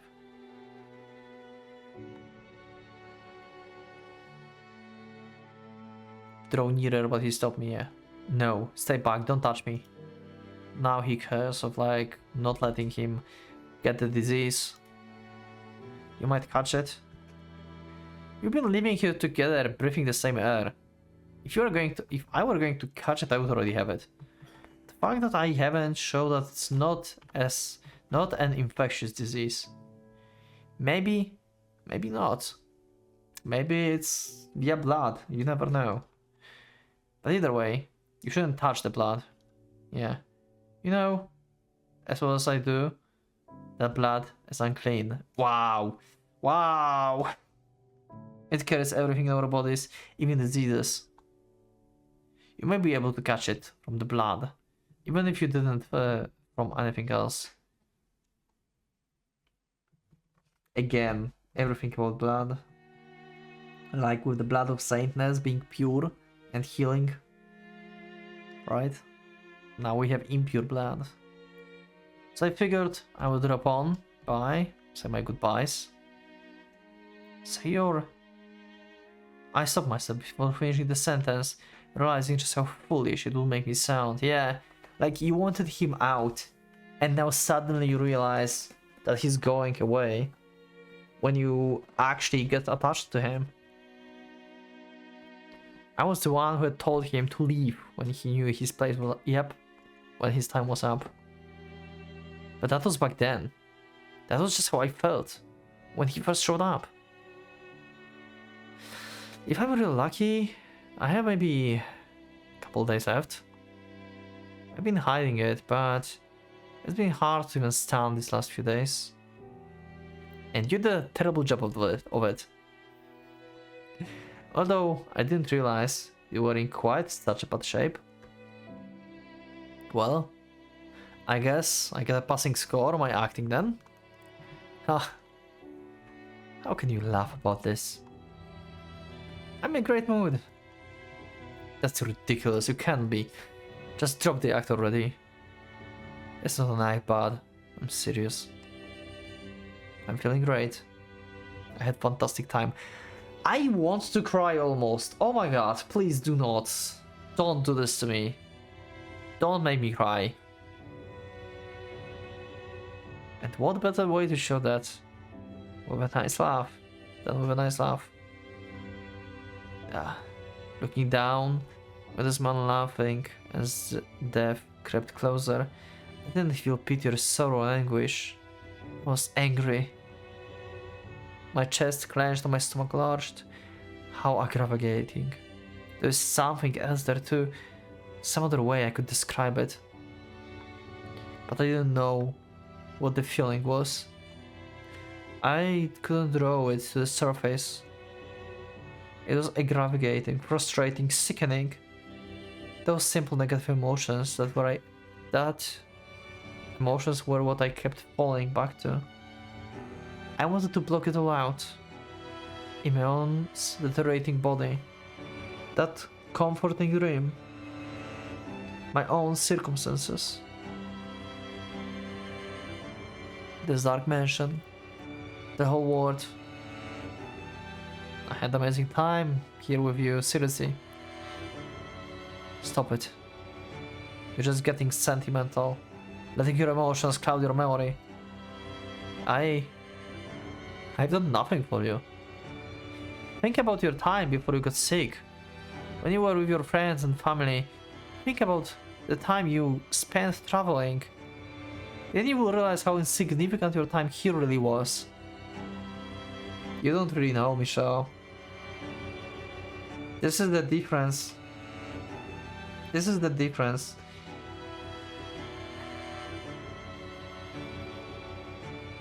It was all a lie. Oh shit! What? I was never a traveler. My name isn't even email. Oh wow. Way to drop a bombshell. I never went to the Northlands. And I never saw the Danes. And even what I said about having a ton of friends are lies. Here's the truth. I look like I came from the slums now, but I was born into a decent upper class family. Oh my god, my father and the brothers all owned several estates. I wasn't traveling when I got sick, but at home. And for a while I was kept locked up to keep it on wraps. Wow, this is exactly like Michelle now. This is not even like Michelle. He literally can feel what Michelle felt. Maybe to the lesser degree, because he wasn't probably abused like Michelle. But the same. He's been locked up, kept under wraps, and then probably exiled because no one could find a cure.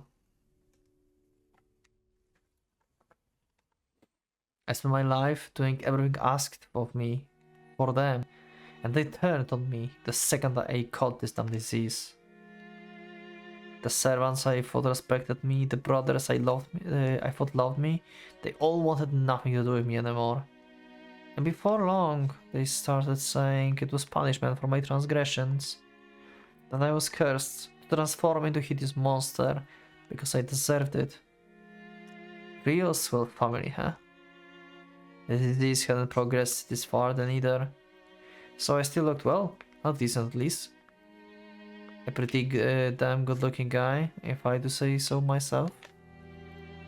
So I used that to manipulate one of the main servants into helping me escape. Oh, he just escaped! Michelle also escaped, per se. They hid the fact that he's alive. The brothers helped him escape. That's how I live. Life as the nomad really began. So while I was something of a traveler, I was carrying some pretty big luggage along with me.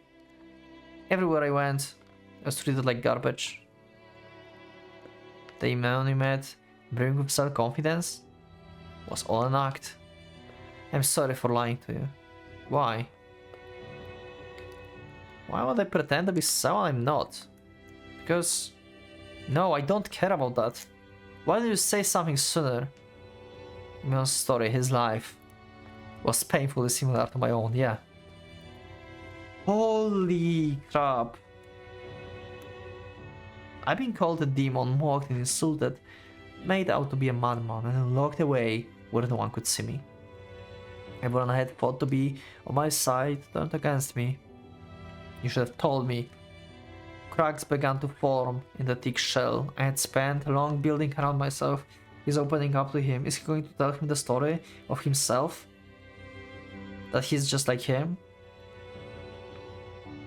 The sharp claws dug their way through the flesh of my heart, which I had thought long since numb. Thick blood seeped from within me. It was absurd. If anyone here was hurting, it was Imelon. If I had known... If I had known... I could have done something? Was that where I was going with this? That I could have told him about my own past? And we could have bonded over our suffering? No, that wasn't how it would have gone. If anyone had told me that what he had been through right off, I would have seen so much of myself in him that I'd have likely detested him for it. Oh. So we feel like this only because he faked everything. Because you grew attached first. I would have wanted to get to know him better. I would have wanted to ever see him. I suspected, pretty early on, that you've been through something similar. Oh, Imeon suspected this. That you weren't here of your own will. And from your mannerism, that you came from the noble family. Which is why I didn't want to say anything. I want you to think that was why I was here. Wow, the understanding of this guy. Wow.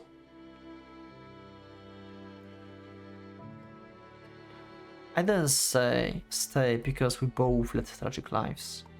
That's not why I found it so comfortable here. Everything how I presented to you was a facade. Which is precisely why I was able to be myself. I can tell you how wonderful it felt for you to accept me for me. I didn't. You didn't have to do anything.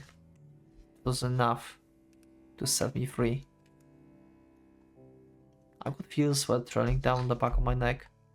I couldn't follow along, couldn't make sense of what he was saying. My heart was wavering, but I couldn't put it into words. And my throat is still hurting, by the way. I might actually take a break from recording after this. What were you supposed to say? What were you supposed to say to that?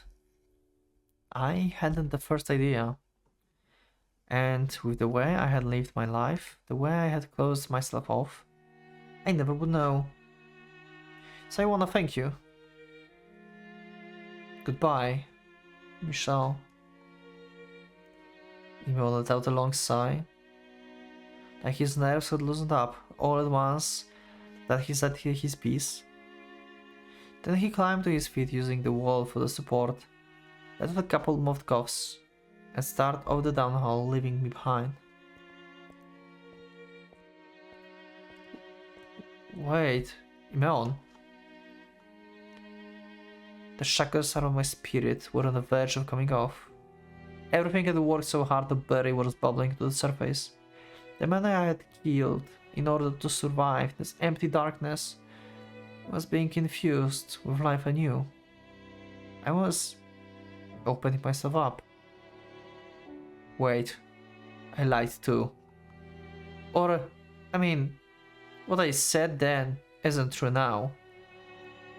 I don't want you to leave anymore. I don't care if you've only got a few days left. You will last longer here than you will out there. So what, you're gonna take me in and nurse me? Exactly.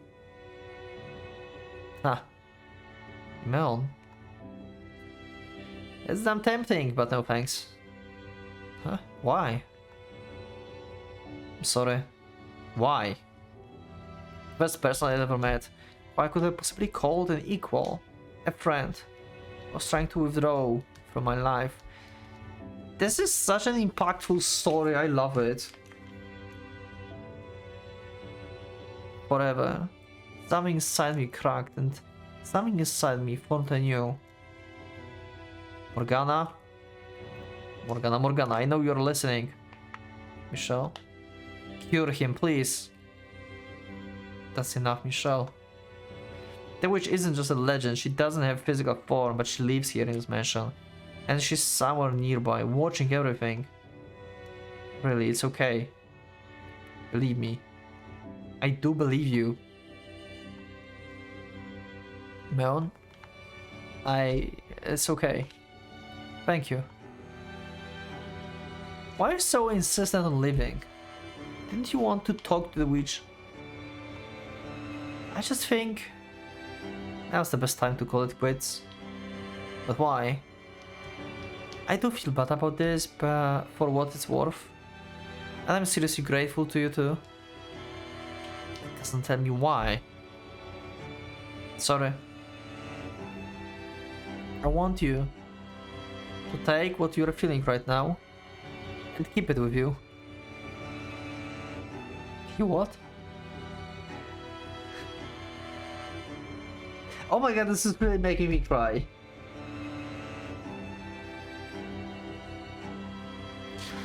Seeing the person in yourself will help you see the person in someone else. When you next have that chance. Oh my god. Whoever that is, take them by the hand and get out of here. Go somewhere you both wanna be. You may not find paradise, but you will have a life. What on earth are you talking about? Right? I'm serious on my last legs. Can't even fake that I'm okay anymore. Bon. So long. Wait. Michelle. I think we made pretty good friends, don't you? And with that, he marched off down the dark hallway. It was almost unbelievable how sure-footed he seemed, compared to only a few moments earlier. And then I realized what it was. His final show of self-confidence. I could have easily caught up to him, but my feet seems to be rooted to the ground.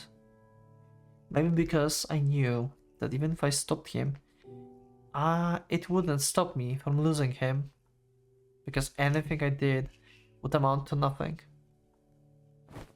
Wow. I slowly dropped to my knees. The candlestick spilled from my hand, the flame flickered out, a heavy darkness, dropping the hallway. I covered my face and let out a sharp, bitter groan. He had lived here less than a month. Barely knew each other well enough to call ourselves acquaintances, never mind friends. He did acknowledge you as a friend though. There was no reason for me to be feeling this emptiness, but telling myself that didn't make the pain go away. The pain of having something dear snatched away from you.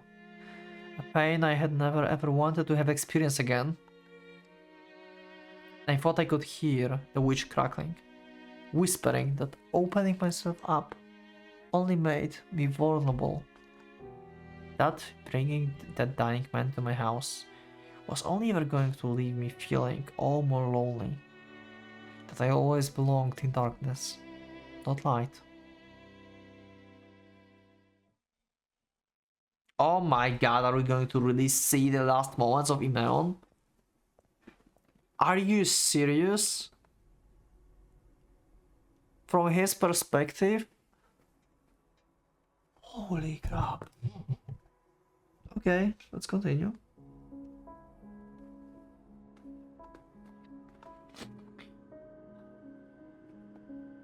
There's the doors. Thank god he left the bar off.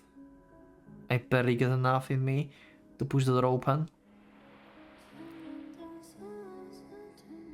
Oh, Morgana speaks to him directly. Oh wow. Finally at the end, she finally speaks to him. Is that really how you want to do this? Oh, there she is. Now it's you. Well, color me surprised. I figured you would be with Michelle. Ah. I'm here to set you off for him. To see you off for him. When you decided you would get more entertainment out of me. Yeah. A girl with long braided hair stood before me. A smile spread across her lips. Her form was vague, almost a silhouette, but I couldn't make out any details. But I knew exactly who she was. This wasn't my first encounter with the witch after all. Oh! Oh! She visited him before. I've been able to see her and hear her voice since shortly after arriving at the mansion. When I told Michelle that I believed she existed, I wasn't just saying it, I knew. Oh wow, okay. You're quite a seasoned liar. Making out like you're coming clean. And then replacing one set of lies with another. You can still go back and make it right. Tell him the truth, and you will have my wish. Think about it, my dear. A few days after taking up lodging in the mansion, the witch appeared before me. She spoke in a pretty but almost childlike voice, explaining how unusual it was that I could see her. Because evidently, no one with the traits of hope in their hearts is capable of seeing me. Oh wow. That's the line.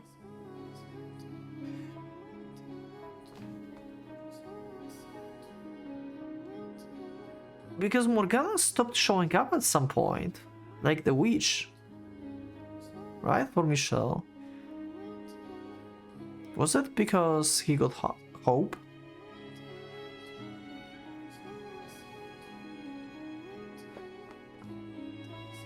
You can hear my voice, not even sense my presence. The despair that coursed through Michelle is what served as a catalyst for my resurrection.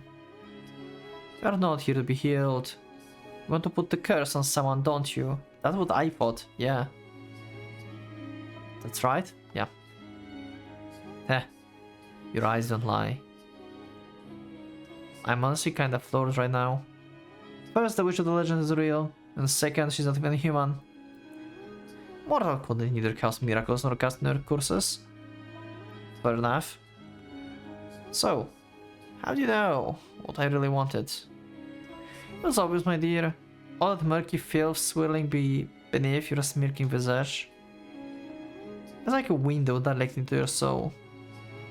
Sounds like no hiding anything from you. I can just drop an act, huh? Tell me you at least can't hear everything I'm thinking. And what if I can? I would appreciate a little bit of privacy. Heh. Fear not, my dear.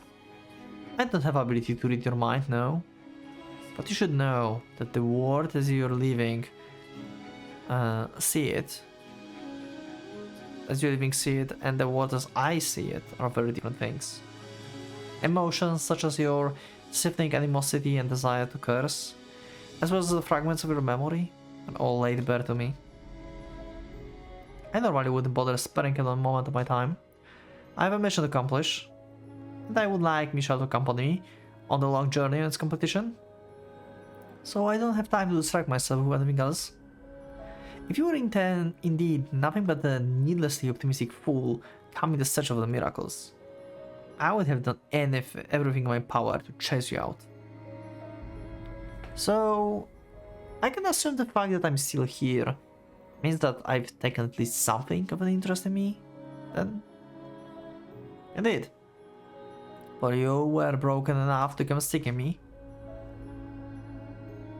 Then I will just get straight to the point. I want you to curse my family, yeah.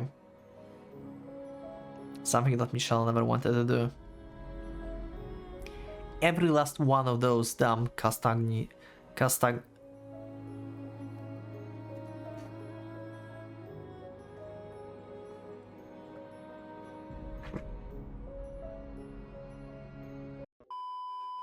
I did not expect it.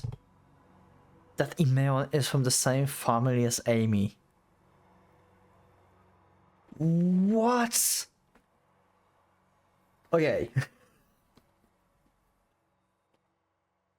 Holy That's my final wish, at least the last thing I want from this life.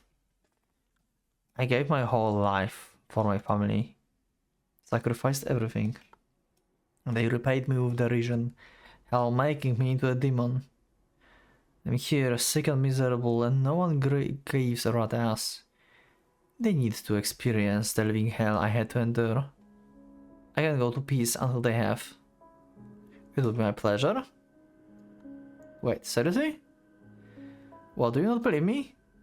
No, I don't think it will be that easy. One condition though.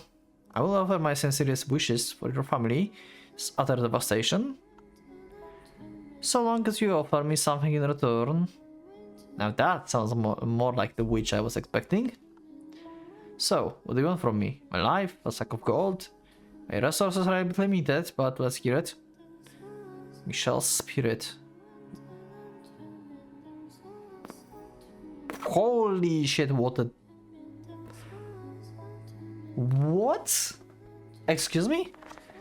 I told you I wanted Michelle to accompany me on my journey. But too much of his worldly concerns remain for him to be any use to me right now.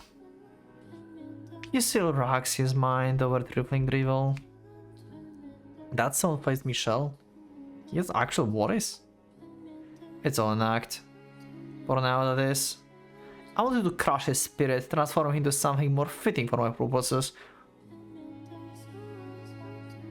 No way he's been lying to be his friend and stuff.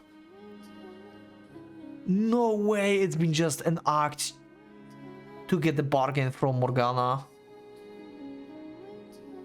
And Michelle doesn't even know.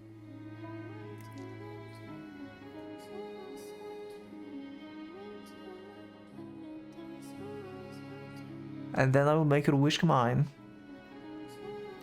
That's why the voice makes what you are asking all the more frightening. So how do I go about it? Start by using your head, my dear. It was worth a shot. That said, I will give you a hint. You have at your disposal everything you need to become exactly what he desires most. A friend. And it didn't take long around Michelle to figure out what the witch meant. There was one thing he very clearly thought was something I was presently capable of making myself into. I had everything one would need to slip through the cracks in the wall around his heart. I was on the verge of death, I didn't know a thing about him or his personal life. And I was a man. Michelle seems to have trust issues when it comes to women. Yet no interest in a lover or romantic partner, but a peer, a male friend. I guess Michelle had probably been subject to countless betrayals over the years. His mother, father, siblings, loved ones, but probably never at the hands of a friend. Wow. I feel so betrayed. I feel so betrayed right now. I doubt he'd even had a real friend before. So Morgana's proposal was for me to become his friend and then betray him.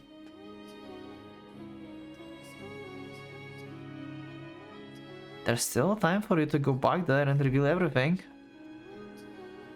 To see your wish to fruition. Oh, okay. Right, because he, to betray Michelle, he would have to go back and tell him that, hey, you know what, I'm not really your friend, it was all a lie because I had Morgana to curse someone for me, so yeah, good luck. But no, he just left. He really actually made friendship with Michelle, even though it was for his personal gain at first, it's changed into real friendship. And he stopped and he thinks that cursing his family, it's no worth it anymore. Oh my god, I love this story so much. To see your wish to fruition, you could even ask for a miracle instead of the curse. To read what ails you. Don't bother. I'm not interested in any of that anymore. I'm just going to go back into the forest and die. So nope, you won't get me to go back there. I don't understand. What on earth brought you to this decision? And this is another person just like Michelle. This is another person that Morgana cannot understand in her state. Why they decided not to curse someone. This is so good. I stopped caring about getting back at my family. That hatred was what kept me going for so long. It was what had driven me to wander in search of the cursed mansion. I had in service of it, feigned getting friendly with Michelle, until at some point it stopped being fake. I had thought I had found something more valuable than petty vengeance. I wanted to live the rest of my life and then die for that. With a bit more time, maybe I could have told him that it pulled me up from such a dark place. And then, were it within my power, I'd like to have done the same for him. But that was a dream beyond my reach. He would have to remain in his darkness for a while yet. I can understand losing interest in cursing them, but you're ignoring the other part of my offer. I could wish for a miracle. Perhaps you don't believe the curses, which can perform miracles. But you would be mistaken, my dear. In life, do you know what I was called? A saint. Well, you're a saint with one hell of a mean streak. Now, that was hardly called for. I'll pass your miracle though. Can't imagine it comes free of charge when the curse had a price. You want me to go in and tell him everything, right? What do you have to lose? What possible reason could there be for you to hesitate? That should be obvious, even to you. I want him to think of me as a friend. This is what he wanted after all. A peer male friend. So if I'm gonna go, I wanna go out as that. You will give up your chance at life for something so utterly meaningless? Oh my god, this is the Morgana that I almost forgot about from the OG game. Oh wow. That's the witch. I don't care how stupid you think it is. I didn't have enough time to pull him out of his dark place. But if at least he remembered me as a friend, and that had some positive effect on him, however insignificant, I much preferred that to anything the witch was proposing. Just don't you go blabbling once I'm gone. I can't make any promises, my dear. You say a word to him, and I will curse you. Holy Jesus, what an announcement. My heavens, you're picking a fight with a witch? Do you honestly believe you can curse me? You bet I can. I could, well, turn into a witch just like you, once I'm dead. I very well could. You have all the markings of the fine witch. But you can rest easy, my dear. I won't be saying anything to him about you, because you are too inconsequential to be worth mentioning again. Oh my god. I beg your pardon? At the end of it all, the only one Michelle truly needs is me. When he wanders the curse, and I'm the only one who can provide it. You pretend to be his friend for the weeks, but in the year time, that memory will be eroded away into nothing. Your death will amount to nothing. I don't remember. I think there is a grave in the backyard, but I don't remember if he was mentioned ever.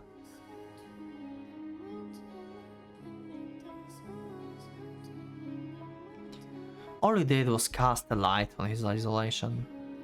And sooner or later, I will transform him into inhuman spirit who lives only to spread curses, much like myself. Now that I can say you're wrong about, there's more care and understanding in him than you realize. He hides it, but it's there. Don't fool yourself. The whole world isn't going to bend to your whims, Morgana. There's nothing left that I could do. I couldn't leave any more of mark on him, nor could I free him from her grip. But someday someone would appear.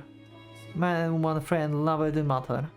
Someone would enter his life, take him by the hand, and let him out of this cursed mansion. Someone would drag him out of his darkness. Well, he turned out to be quite a disappointment. Everything I saw in your eyes had been purified, away into nothingness. Mark my words, all your hopes will be in vain, and you can watch the afterlife. Hopeless as everything I said come to pass. Well, you're wrong. Ain't I praying from the pearly gates that you're wrong? Well, this is where we part ways then. Farewell. Noemi. We just like that got like some kind of like random drop name of his real name to send off to him as his real name. Or should I remember this name from somewhere and I just forgot? Can someone let me know in the comments? Because there's possibility that this drop name is supposed to shock me. But I just forgot it. Was it somewhere in the Requiem? Or in the OG game? Can someone remind me? Or this is the first time I hear this name? I'm very curious.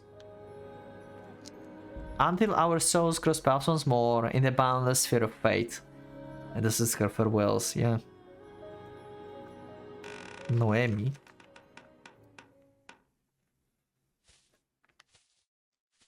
I don't remember this name. Looks like this is as far as I go. Can't see a damn thing anymore. But hey, it could be worse. I feel like I've been set free. Like my shackles have been loosed. I found one thing to appreciate about this disease. It gave me the chance of my life to be myself. Huh. Hey Michelle. We're not that different after all. You were my first friend too. God damn it. Oh. My real name was Noemi Castagnier. Meon? The name I went by was my first name, spelled backwards. Noemi. Are you serious? Are you serious? Wow. But truth be told, I was pretty fond of it. Anything else I might have come up with would have probably given away my gender straight off. Nearly everything I told Michelle was a lie. From claiming I was the guy to the story of my escape. Wait. Noemi is a girl's name. Oh.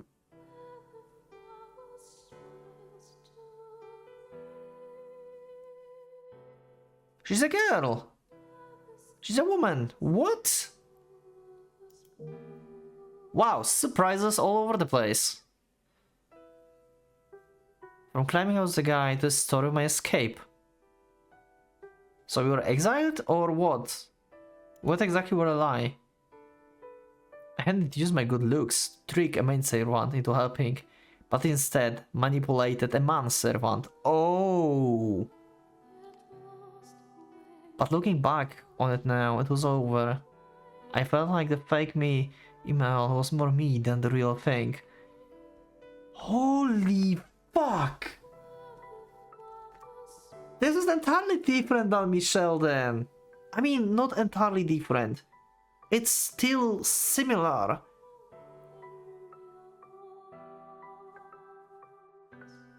But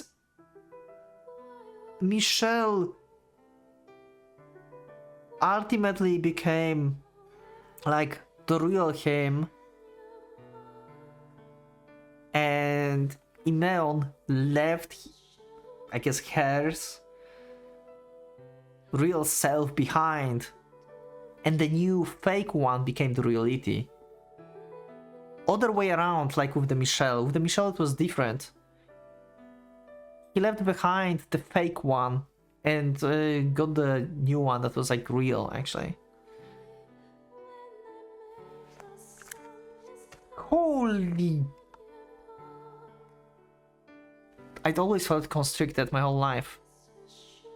Nothing but barriers from the day I was born. I was playing music, writing stories, running, riding a horse, swinging a sword, anything that gave me some sort of freedom. But I was only allowed that until I was about 10 years old. At which point my life became a training and everything. I needed to be married off to some noble man. I still remember those days vividly. Sitting alone, still staring out the window while I had my portrait painted. I got a sight of a large bird taking off to fly north, watching it flap its heavy wings. I fantasized about riding the bird of somewhere far away. A beautiful boundless lush that no one had ever seen before. I'll find my own ocean, and I will be the first citizen. Wait a second. Wait a second. There's no way. Why had my portrait painted? No way. The portrait? No way. Wait, Amy was not the Callister.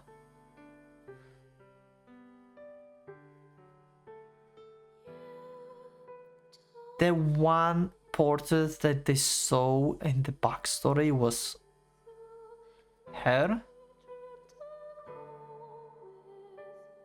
She could be with Bollingers instead of Amy if Georges decided to marry her.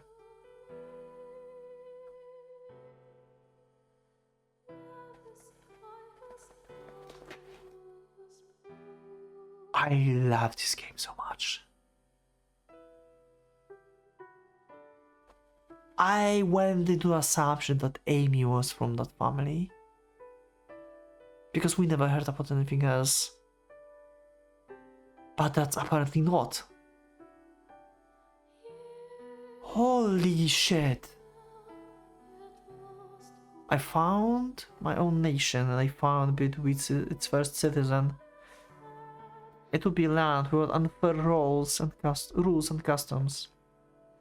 A land when everyone was equal. Men, women, young, old, smile on everyone's face.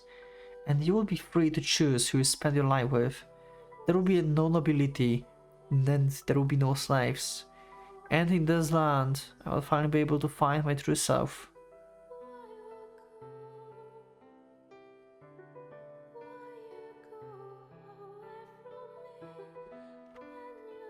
I was right.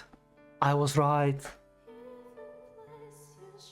But I went into the assumption it's Amy because Michelle as well was like, oh, there's some like weird vibes about her. I don't like her. And I instantly assumed it's Amy. Writer was aiming for that. I swear. Holy shit. Michelle? Oh goodness, what are you doing in here? Oh, ma'am. Mother? Still looking at that painting, are you? Yes, there's something about it. You agree with me, don't you? It's a wonderful proposition, but your brothers never seems to listen to me. I'll have to return the painting to the Castagners. I assumed that Amy's last name was Castagnier, but I think I just forgot about her surname. Or that it was never mentioned. Either of the two. I could just forgot. And you could like probably tell me this in the previous episode, but the previous episode is not up yet. So I cannot correct myself for this one.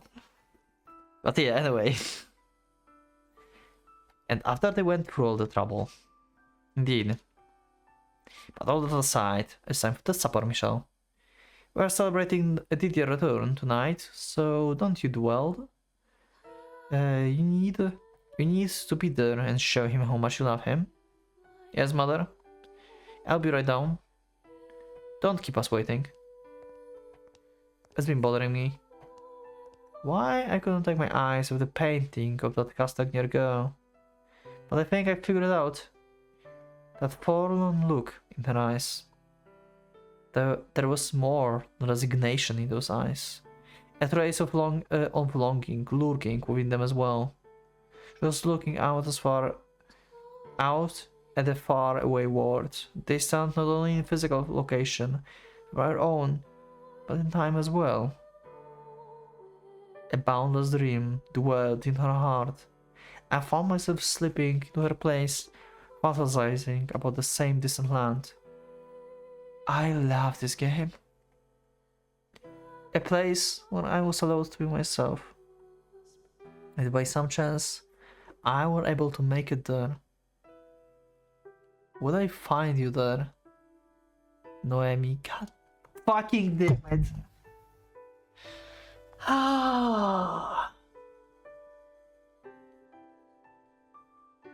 I think we're pretty good friends, don't you? Hell yeah! What the hell?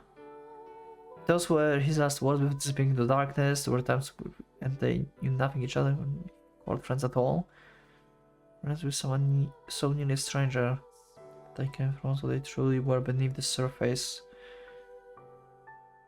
And they know though, in ourselves, never been able to become friends at all. Who made pretty good friends.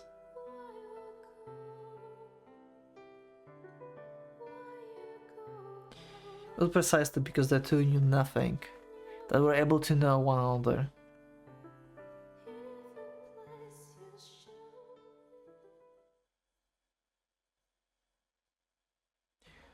Holy fuck. I love this story so much. I love the plot twist they made there. I don't know if this plot twist was just for me, because I forgot Amy's surname. But oh wow. Anyway, amazing. Ascento delle amazing chapter. Next time we go into Happily Ever After. Oh wow. I think I talked enough during this episode. I don't know if this is one long ass episode of like 2 hours, or I'm going to split this into 2 parts, because I can like split it into Noemi, I forgot even his name. God damn it. The fake name, the real name, the guy's name, and then the second part I can call Noemi. Anyway, this is it for this episode. Thank you everyone for watching. Let me know in the comments, what do you think about this episode? Do you like this new character? I love this. How it portrayed this relationship. And you can let me know in the comments if that was ever like hinted in the OG game. I don't think so, but maybe, who knows. But yeah, that's it for this episode. Thank you everyone for watching. So click that like button if you liked the episode, subscribe for more, check my Discord, and you can also become a member if you'd like to support me and see episodes earlier. Thank you once again, and for a Pocket Watch, let's go out.